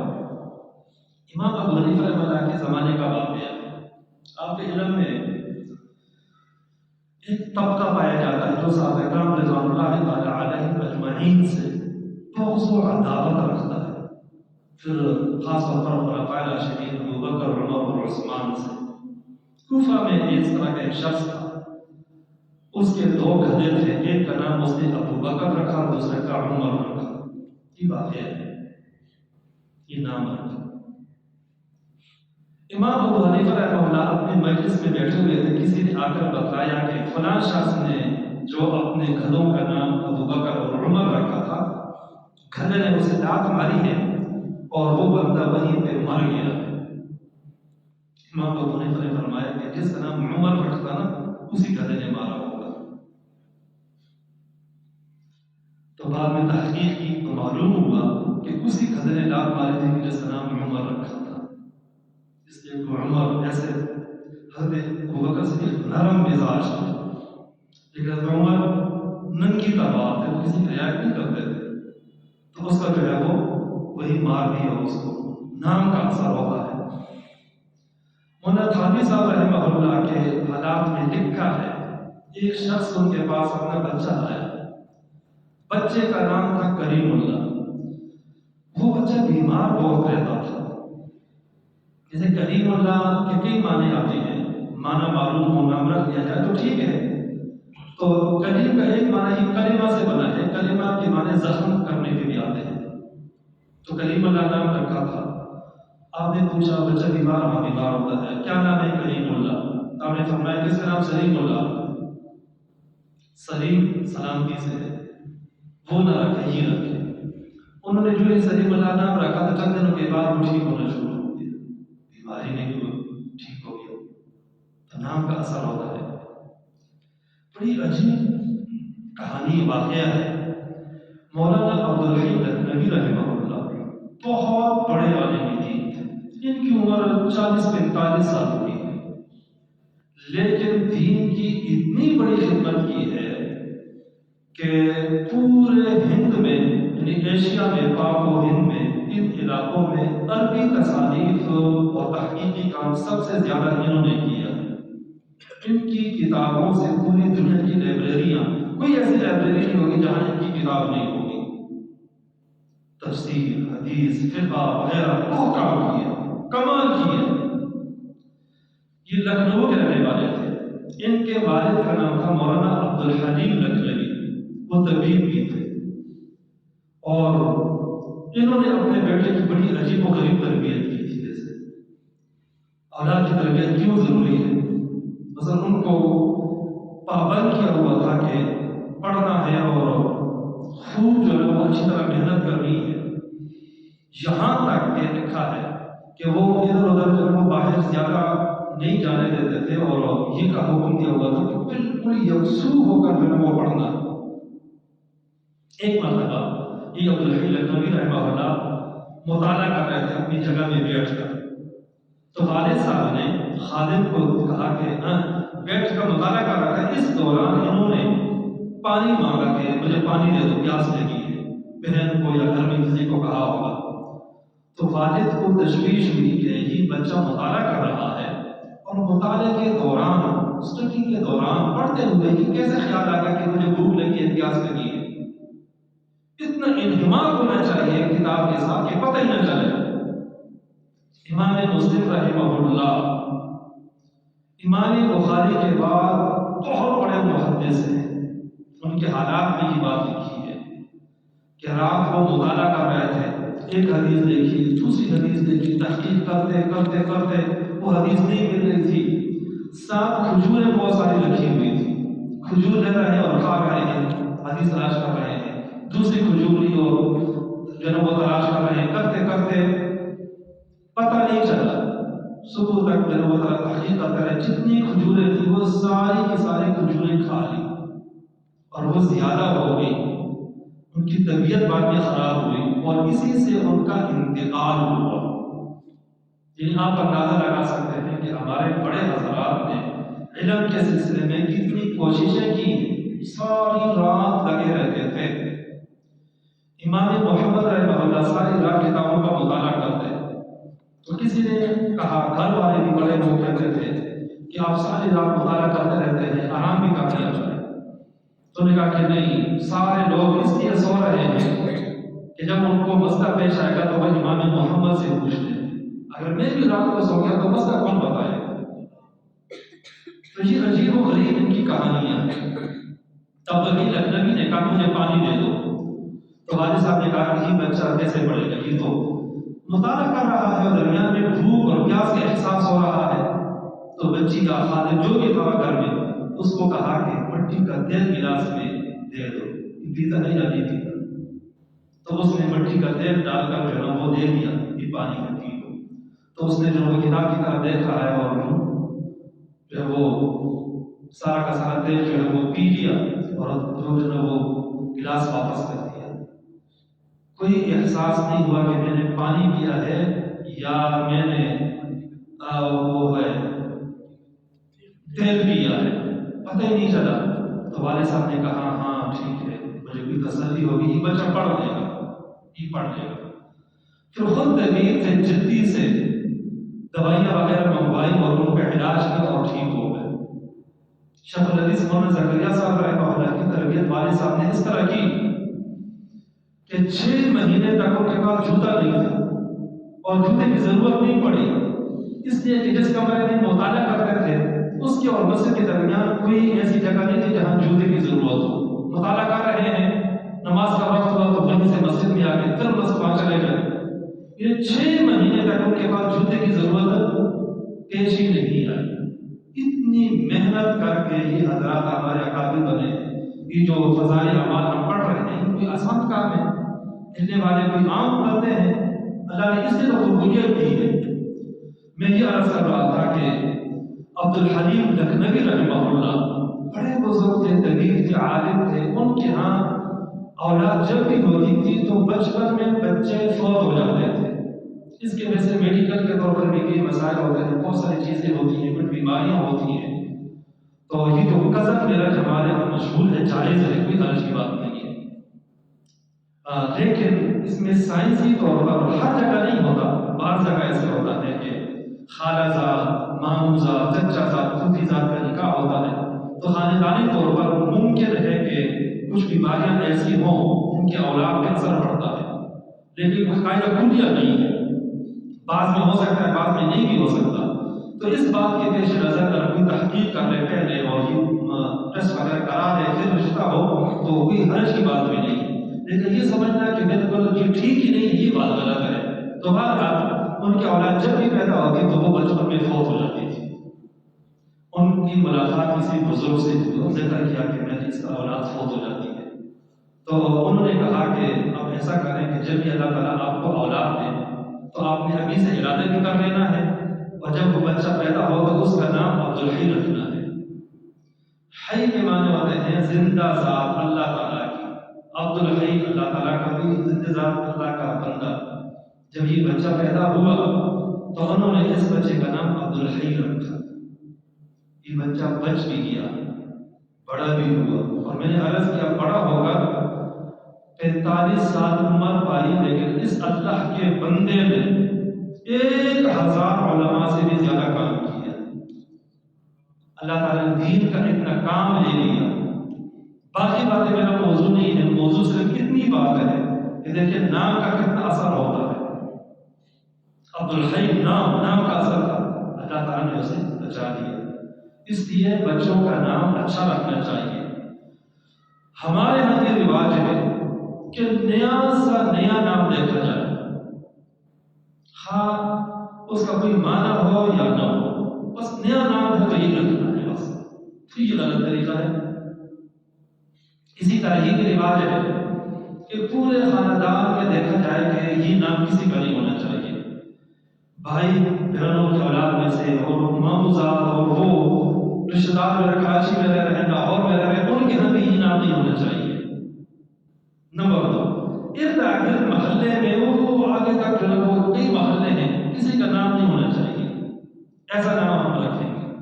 اچھا عجیب بات یہ ہے کہ اگر نام رکھ لیا اور رشتہ داروں میں کسی کا نام ہوا یا محلے میں، تو وہ بھی لڑنا جھگڑنا شروع کر دیتے ہیں کہ ہمارا نام چرا لیا ہے، یہ تو ہمارا نام نہیں، کیوں چرایا، کیوں رکھا ہے؟ ہم نے خود دیکھا ہے اس طرح جب وہ خاندان میں بچہ پیدا ہوا نام رکھ دیا تو ان کو معلوم ہوا تو ان کے جب بچے پیدا ہو گئے تو سارے ان کے نام وہ رکھتے، آپس میں مقابلہ بازی شروع ہو گئی، ناموں کی مقابلہ بازی۔ یہ کوئی اصول نہیں ہے۔ یوں اگر دیکھیں گے تو پورے خاندان میں کوئی نہ کوئی نام تو ہوگا، محلے میں ارد گرد کوئی نہ کوئی نام تو ہوگا، تو کیا اب یہ نام ہمیشہ بھی چھوڑ دیا جائے؟ نہیں، ایسا نہیں ہے۔ ہمیں صحابہ کرام کی سیرت دیکھنی چاہیے۔ صحابہ کرام اور ان کے بعد ایک ہی گھر میں ایک جیسے نام ہوتے تھے۔ مثلا یہ جو عبداللہ ابن ابی رئیس المنافقین ہے، اس کا نام عبداللہ، ان کے بیٹے کا نام بھی عبداللہ، اس طرح کے نام ہوا کرتے تھے۔ نہ کوئی ناراض ہوا، نہ کوئی جھگڑا ہے، نہ کوئی اختلاف ہے۔ یہ نام تو کسی کی ملکیت نہیں ہوتا، نہ اس کے قبضے میں کچھ ہوتا ہے، کوئی بھی نام رکھ لے۔ اللہ کے بندے اس میں لڑنے جھگڑنے کی کیا بات ہے؟ نام تو ہمارے نہیں ہے، نہ ہم نے اس کو کوئی پیسے دیے، نہ خریدا ہے، نہ کوئی ٹھیکا ہے۔ اس لیے ان چیزوں میں ناراض نہیں ہونا چاہیے اور نام نیا سے نیا نہیں رکھنا چاہیے۔ میں نے پہلے عرض کیا ہے، انبیاء، صحابہ کرام، اولیاء اعظام پہلے سے نام آ رہے ہیں، وہی نام رکھے جائیں، نیا سے نیا نام نہ ہو، خاص طور پر اس کا کوئی معنی نہ بدلتا ہو۔ اس کے علاوہ عام طور پر نام رکھنے میں ایسے ہوتا ہے، بچہ بچی پیدا ہو تو آ جاتے ہیں، عالم کو امام کو کہہ دیتے ہیں کہ بچہ پیدا ہو آپ کوئی نام تجویز کر دیں، تو یہ طریقہ کار نہیں ہے۔ اب اگر واقعتاً آپ کو پورا بھروسہ ہے، پھر اگر آپ وہ نام بتا دیں کہ آپ نے اس کا نام محمد خالد رکھنا ہے، پھر وہی رکھ دو، لیکن ایسے ہوتا نہیں۔ جب بتا دینا کہ نہیں یہ نام رکھ دو تو کہ نہیں یہ تو ہمارے خاندان میں ہے، اس کے بھائی کا نام بھی ہے تو ٹھیک اور رکھنا چاہیے۔ اب عالم کو تو پتا نہیں خاندان میں کس کس کا نام ہے، اچھا وہ تو ٹھیک ہے آپ نے نام تو بتا دیں لیکن ابو کو پسند نہیں ہے، تو میں یہ بتا رہا ہوں کہ اس طرح ہی طریقہ نہیں ہے۔ طریقہ یہ ہے کہ آپ ایک ہفتہ اللہ نے دیا ہوا ہے، لڑے جھگڑے، چند نام آپس میں لکھ لیں، دادا ابو کو یہ نام پسند ہے، ابو کو یہ پسند ہے، نانی کو یہ پسند ہے، نانا کو یہ پسند، 4-5 نام منتخب کر لیں اور پھر جائیں عالم کے پاس کہ ہمارے خاندان میں یہ نام پسند کیے گئے ہیں، ان میں سے کون سا نام زیادہ ٹھیک ہے وہ ہم رکھ لیں۔ تو وہ عالم ایک فکر کر دیں کہ یہ نام ٹھیک ہے تو پھر وہ رکھ لیا جائے، نہ آپ کا وقت ضائع ہوگا، نہ مولوی صاحب کا وقت ضائع ہوگا، سب کی پسند بھی اس میں آ جائے گی، سب کے بھی ہم نے جو نام پیش کیے تھے تو عالم صاحب نے، امام صاحب نے ایک تجویز کر دی تو سب اس پہ راضی ہوں گے، لڑنے جھگڑنے والی بات نہیں ہوگی۔ لہٰذا یہ طریقہ کار ہے نام رکھنے میں، اس کا خیال رکھنا چاہیے۔ نمبر 6، بچوں کا عقیقہ کرنا، یہ سنت عمل ہے۔ آپ صلی اللہ علیہ وسلم نے حسن حسین چھوٹے بھائی تھے محسن جو بچپن میں فوت ہو گئے تھے، ان کا عقیقہ کیا تھا، نام بھی آپ نے رکھے، عقیقہ بھی کیا۔ حسن پیدا ہوئے تو نبی علیہ السلام آئے، کہا کہ میرا بیٹا مجھے دکھائے، بیٹا دکھایا۔ علی سے پوچھا علی کیا نام رکھا ہے؟ علی نے بتایا کہ یا رسول اللہ حرب نام رکھا ہے۔ حرب کے معنی لڑنے جھگڑنے لڑائی کے آتے ہیں، تو انہوں نے فرمایا کہ نہیں یہ حرب نہیں، اس کا نام حسن رکھے، نام تبدیل کی۔ پھر عقیقہ کرایا، اذان اقامت کو حکم دیا۔ حسین پیدا ہوئے سال کے بعد، ان کی عمر میں تقریباً 1 سال کی فاصلہ تھا۔ 1 سال کے بعد حسین پیدا ہوئے، گھر تشریف لائے، گود میں اٹھایا، پوچھا یہ کیا نام رکھا ہے؟ یا رسول اللہ حرب نام رکھا۔ نہیں حرب نام نہیں رکھا۔ حضرت علی کو حرب نام بہت پسند تھا، بڑے بہادر تھے، لڑنے والے تھے، کافروں کا مقابلہ کرتے تھے، مجاہد تھے، تو وہ جہاد پسند تھا، حرب نام ہی رکھا۔ فرمایا کہ نہیں اس کا نام حسین ہوگا۔ تیسرا بچہ پیدا ہوا محسن، آپ آئے، پوچھا کیا نام ہے؟ حرب۔ نہیں حرب نام نہیں رکھا، اس کا نام محسن ہوگا، نام تبدیل کیے، اذان اقامت کا حکم دیا، کھٹی بھی پلائی، نام بھی اچھا رکھا۔ یہ محسن بچپن میں فوت ہو گئے تھے، حسن اور حسین بڑی عمر تک جو ہے وہ رہے، بڑے ہو گئے تھے بعد میں۔ تو بہرحال آپ صلی اللہ علیہ وسلم نے صحیح روایت کے مطابق آپ نے خود ان نواسوں کا عقیقہ دیا۔ ویسے عقیقہ والد کی ذمہ داری ہوتی ہے، لیکن اگر کوئی دادا، نانا، چچا، ماموں وہ خود کہتے ہیں کہ میں نے اس بچے کا عقیقہ دینا ہے، کون دے سکتا ہے؟ کوئی حرج نہیں ہے۔ تو عقیقہ کرنا چاہیے۔ ہمارے ہاں یہ سنت متروک ہو چکی ہے، عقیقہ لوگ نہیں کرتے ہیں، لیکن عقیقہ کے بہت زیادہ فوائد ہیں، بہت سارے اس میں مصلحتیں ہیں، لہٰذا اپنے بچوں کے عقیقہ کا اہتمام کیا جائے، اس سنت کو زندہ کیا جائے۔ حدیث میں آتا ہے کل غلام مرتہن بعقیقتہ، ہر بچہ اپنے عقیقے کے ساتھ قید ہوتا ہے۔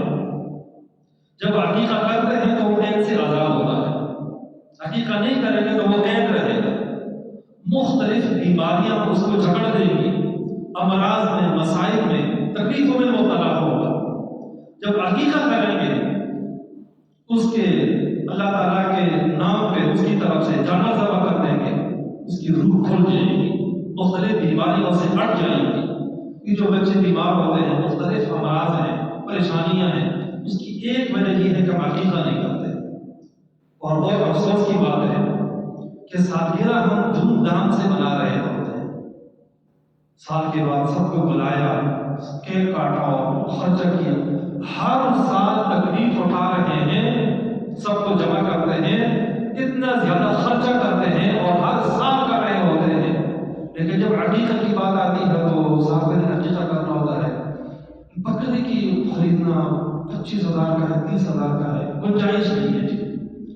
عجیب بات ہے، ہر سال سالگرہ کی گنجائش ہے، اور ظاہر ہے سالگرہ کی اتنی تقریب ہوتی ہے، خود کتنا خرچہ ہوتا ہے، دوسرے جو ہے وہ دور دور سے آتے ہیں، کرایہ لگا کر گفٹ لاتے ہیں، پتہ نہیں کیا کیا کرتے ہیں، یہاں گنجائش ہے۔ تو سنت عمل کو ہم نے چھوڑ دیا ہے، بیماریوں اور امراض میں بچے کو جو ہے وہ پھینک دیا ہے، اس لیے ہمیں یہ سنت زندہ کرنے کی ضرورت ہے۔ آپ سب حضرات کی وعدہ کریں، اللہ تعالیٰ اولاد عطا فرمائے، اور پوتے ہوں پوتیاں ہوں سب عقیقہ کریں گے، لازمی کرنا ہے، بس جو مرضی ہو جائے، اتنا ہم خرچ کرتے ہیں تو عقیقہ کیوں نہ کریں؟ اور بہتر طریقہ یہ ہے کہ 7ویں دن عقیقہ کیا جائے۔ 7واں دن اسلامی لحاظ سے شمار ہوتا ہے، اور اس کا عام طریقہ یہ ہے، ویسے اسلامی لحاظ سے مغرب سے وقت تاریخ تبدیل ہو جاتی ہے، انگریزی تاریخ رات کو 12 بجے سے تبدیل ہوتی ہے، دن رات، لیکن ہمارے اسلامی مغرب سے جو ہے وہ دوسرا دن شروع ہو جاتا ہے۔ جس دن بچہ پیدا ہوا ہے ہفتے میں آئندہ اس سے ایک دن پہلے عقیقہ کریں گے تو وہ 7واں بن جائے گا۔ جمعے کے دن بچہ پیدا ہوا ہے تو جمعرات کے دن عقیقہ کریں، یہ 7واں ہے۔ جمعہ، ہفتہ، اتوار، سوموار، منگل، بدھ، جمعرات، یہ 7واں ہو گیا۔ اب اگر جمعرات کو مغرب کے بعد بچہ پیدا ہوا تو یہ جمعے کو پیدا ہوگا، لہٰذا جمعرات کو عقیقہ کر سکتے ہیں. اور جمعرات میں ہی بات بھی شامل ہے کہ بدھ کے دن مغرب کے بعد اگر ہم عقیقہ کریں گے 7واں دن بن جائے گا. مثلا منگل کو بچہ پیدا ہوا ہے، ظہر کے بعد 3 بجے، تو سوموار کے دن کسی بھی وقت عقیقہ کر لیا جائے، یعنی ایک دن پہلے آنا ہے، وہ خود بہت 7واں بن جاتا ہے. بہتر اور کامل سنت یہ ہے کہ 7ویں دن عقیقہ کیا جائے، اور اگر 7ویں دن نہ ہو سکے تو 14ویں دن عقیقہ کیا جائے. 14ویں دن بھی نہ ہو سکے تو پھر 21ویں دن کیا جائے. یہاں تک بات حدیث میں آئی ہے. پھر بھی نہ ہو سکے تو پھر بھی علماء نے لکھا ہے کہ بعد میں بھی کر سکتے ہیں، جب بھی چاہے کسی بھی دن کر لیں، ٹھیک ہے. یہاں تک کہ قربانی کے دنوں میں، قربانی کے جانور میں عقیقہ کا حصہ ڈال دیا جائے تب بھی ٹھیک ہے. لیکن بہتر یہ ہے کہ قربانی کے علاوہ ہو. ایک چیز یہ کہ قربانی کے ایام میں جانور بہت مہنگے بھی ہوتے ہیں، اپنے جیب بھی دیکھنا چاہیے نا، مہنگے ہوتے ہیں. دوسری بات یہ ہے کہ قربانی کا گوشت ویسے بہت سارے گھروں میں ہوتا ہے، ہر طرف ریت پہل ہوتی ہے. اس کی بجائے اگر کسی عام دنوں میں عقیقہ کریں گے تو وہ سستا بھی ہوتا ہے.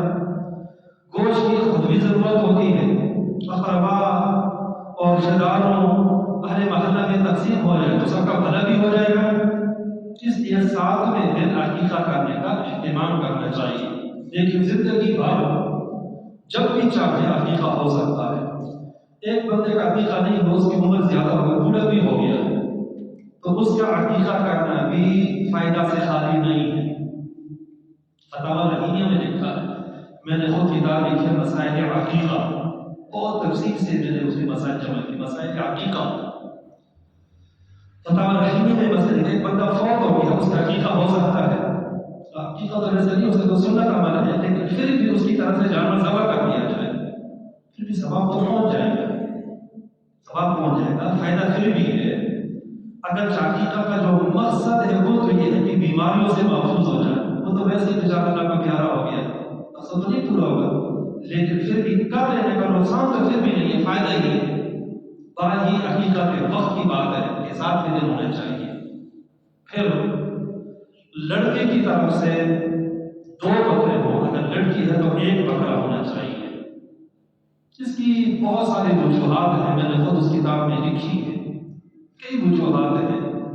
ان میں سے مثلا ایک وجہ یہ ہے کہ دیکھیں لڑکے کو میراث میں 2 حصے ملتے ہیں، لڑکی کو 1 ملتا ہے، تو عقیقے میں بھی 2 بکرے، 1 بچے لڑکی کی طرف سے 1 ہونا چاہیے. دوسری وجہ یہ ہے کہ لڑکا ہو یا لڑکی اللہ تعالیٰ کی دین ہے، سب پہ خوش ہونا چاہیے. لیکن ایک فطری بات ہوتی ہے، انسان فطرت کو بھی، اسلام فطرت کو بھی دیکھتا ہے، فطرت کا مذہب ہے، لڑکا پیدا ہونے پہ فطری طور پر ذرا خوشی زیادہ ہوتی ہے. تو اس لیے یہاں 2 بکروں کا حکم دیا گیا ہے. اور وہ جو بکرا ہے وہ کم از کم 1 سال کا ہونا چاہیے. بکرا ہو بکری ہو، اس سے بھی فرق نہیں پڑتا. بہت سارے لوگ کہتے ہیں کہ لڑکی کی طرف سے بکری ہونا چاہیے، لڑکے کی طرف سے بکرا، اپنی طرف سے میچنگ کر رہے ہوتے ہیں. تو اس کا کوئی اسے تعلق نہیں ہے شریعت سے. جو مرضی ہو جائے، 7 کا ہونا چاہیے. زیادہ ہو تو زیادہ بہتر ہے. بہتر یہ ہے کہ چھوٹا جانور ہو، 1 ہو جائے. اور اگر بڑا جانور لے لیا جائے، قربانی کے دنوں میں تو نہیں ہے، عام دنوں میں بھی بڑے جانور سے عقیقہ کیا جا سکتا ہے. بچی پیدا ہوئی، 1 عقیقہ کرنا تھا، والد نے بہت کچھ دیا ہوا ہے، اس نے پورا بڑا جانور ذبح کر دیا، ٹھیک ہے، کوئی حرج نہیں. 3 بیٹے ہیں، 1 بیٹی ہے، 3 بیٹوں کے 6 حصے ہو گئے، 1 بیٹی ہے، 7واں حصہ. والد نے سب کی طرف سے 1 بڑا جانور عام دنوں میں قربان کر دیا. عقیقے کی وجہ سے سب کا عقیقہ ادا ہو گیا، کیونکہ بڑے جانور میں 7 حصے ہو سکتے ہیں. بہتر یہ ہے کہ عقیقہ کے گوشت کے 3 حصے کیے جائیں، 1 اپنے لیے، 1 اقربا کے لیے، اور 1 عام مسلمانوں میں تقسیم کر دیا جائے. کچا گوشت بھی دے سکتے ہیں، طریقہ کار یہی ہے. پکا لیں اور سب کو بلا لیں، وہ کھا لیں، یہ بھی ٹھیک ہے. ایک لباس سے دیکھا جائے گا گوشت سب گھروں میں پہنچ جائے گا، تو کسی گھر میں اگر 1 پاؤ گوشت بھی پہنچ جائے نا تو وہ گھر لیے خسارت بن کر سب فائدہ اٹھا سکتے ہیں، یہ فائدہ ہے۔ اور دوسری طرف اگر کھانا پکا لیا بلا لیا جائے ایک بندے کا فائدہ ہو جائے گا، البتہ اس میں چونکہ چاول دوسری چیزیں کھانے کا بھی اہتمام کیا، خرچہ زیادہ ہو گیا، اس اعتبار سے یہ بھی بہتر ہے، تو بہرحال اختیار ہے، سارا کا سارا گوشت دے دیتا بھی ٹھیک ہے۔ اور اگر ضرورت مند ہے، مثلا ایک بنتا ہے اس کی گنجائش زیادہ نہیں ہے، غریب ہے، گھر کے افراد بھی زیادہ ہیں، تو بعض اوقات وہ اس لیے عقیقہ نہیں کرتا، وہ یہ سمجھتا ہے کہ 30,000 کا بکرا میں ذبح کروں گا، تخموں کو گوشت دے دوں گا تو کچھ میرے لیے کچھ نہیں بچے گا، تو شاید ضروری نہیں ہے۔ جب اتنا بندہ خود مستحق ہے، بچے بھی اس کے ہیں، وہ سارا کا سارا گوشت اگر خود رکھ لے تو کوئی حرج کی بات نہیں ہے۔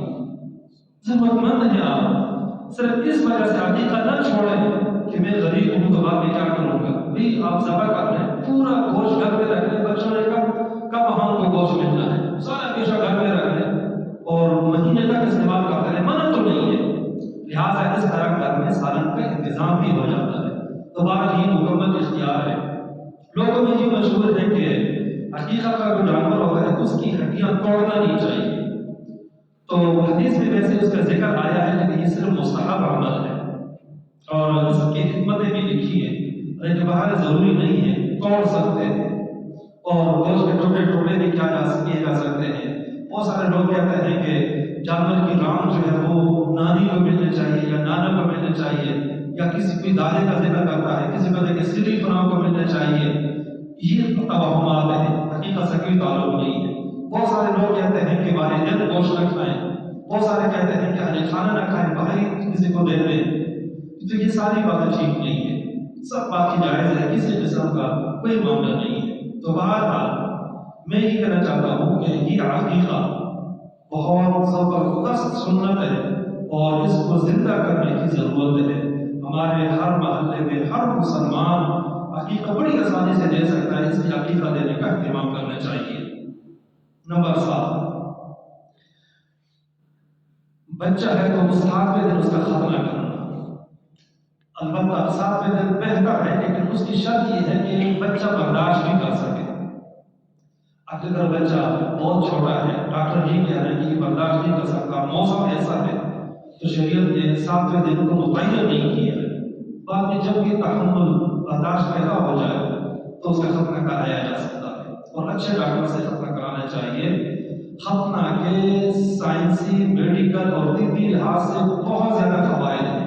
میری کتاب مسائل ختنہ، اس کے آخر میں جو باب ہے وہ سارا میڈیکل مسائل اور ختنہ کے فوائد پہ ہے کہ یورپ میں، انڈیا میں، دوسرے ممالک میں جو یہودی ہیں ان کے ہاں ختنہ ہے اور مسلمانوں کے ہاں ہے، ہندوؤں کے ہاں نہیں ہے، عیسائیوں کے ہاں نہیں ہے، دوسرے مذاہب میں ختنہ نہیں ہے، لیکن وہ بھی اپنے بچوں کا ختنہ کراتے ہیں، اس کے فوائد بہت زیادہ ہوتے ہیں۔ ہمارے یہاں سنت پہ عمل ہوتا ہے، الحمدللہ ہونے بھی چاہیے۔ بہرحال یہ ایک مسنون عمل ہے، یہ 7 جو مراحل ہیں یہ بالکل شروع کے ہیں۔ اب بچہ 7 دن کا ہے، باپ کے مراحل وہ ہے ماں اپنے بچے کی تربیت کرے، اس کا خیال رکھے، خیال رکھتی ہے الحمدللہ۔ خاص طور پر ماں کو چاہیے کہ وہ اپنے بچے کو اپنا دودھ پلائے۔ بہت ساری خواتین اپنا دودھ نہیں پلاتی ہیں، بازار سے پاؤڈر لا کر دے رہی ہوتی ہیں، یہ بچے کے لیے بہت نقصان دہ ہے۔ ماں کا اپنا دودھ بچے کے لیے سونا ہوتا ہے، بہت زیادہ مفید ہے، اللہ تعالیٰ نے اس کو بنایا اس طرح ہے۔ اگر ڈبے والا دودھ ہوگا تو بچے کی صحت خراب ہوگی۔ میں خود اس دن ایک مضمون لکھ رہا تھا تو درمیان میں یہ مسئلہ آیا، اب وہ کوئی خطبہ تھا یا کوئی ایسی بات تھی، ماں جو دودھ پلاتی ہے اس کے 10 سے 12 فوائد لکھے تھے میڈیکل کے حساب سے، نہیں لکھا گا میں نے، وہ تفصیل وہاں پہ موجود ہے۔ اس لیے ماں کو چاہیے کہ وہ دودھ پلائے، اور اس میں کبھی بھی جو ہے وہ ششپان سے کام نہ لے۔ جس نے ماں کا دودھ پیا ہوتا ہے اللہ تعالیٰ اس کو طاقت سے نوازتے ہیں۔ یہ دیہاتوں میں ہم نے خود دیکھا ہے، جب آپس میں کوئی لڑائی یا کشتی ہوتی نا لڑکوں کی، تو وہ لڑکا کہتا ہے کہ میں نے ماں کا دودھ پیا ہے، آؤ ذرا، اب بھی کہتے ہیں ماں کا دودھ پیا، آؤ دیکھتے ہیں بے شک قرار دے دیتا. اب کیا کہے گا؟ آؤ میدان میں نے پاؤڈر کیا ہے، آؤ. وہ جو ایک ضرورت والا جملہ ہے وہ بھی ہم نے اسے چھین لیا ہے. تو ماں کو چاہیے کہ وہ اپنا دودھ پلائے. ایک شاعر کہتا ہے طفل میں کیا بھو آئے گی ماں باپ کے اتوار کی، طفل میں کیا بھو آئے گی ماں باپ کے اتوار کی، دودھ تو ڈبے کا ہے تعلیم ہے سرکار کی.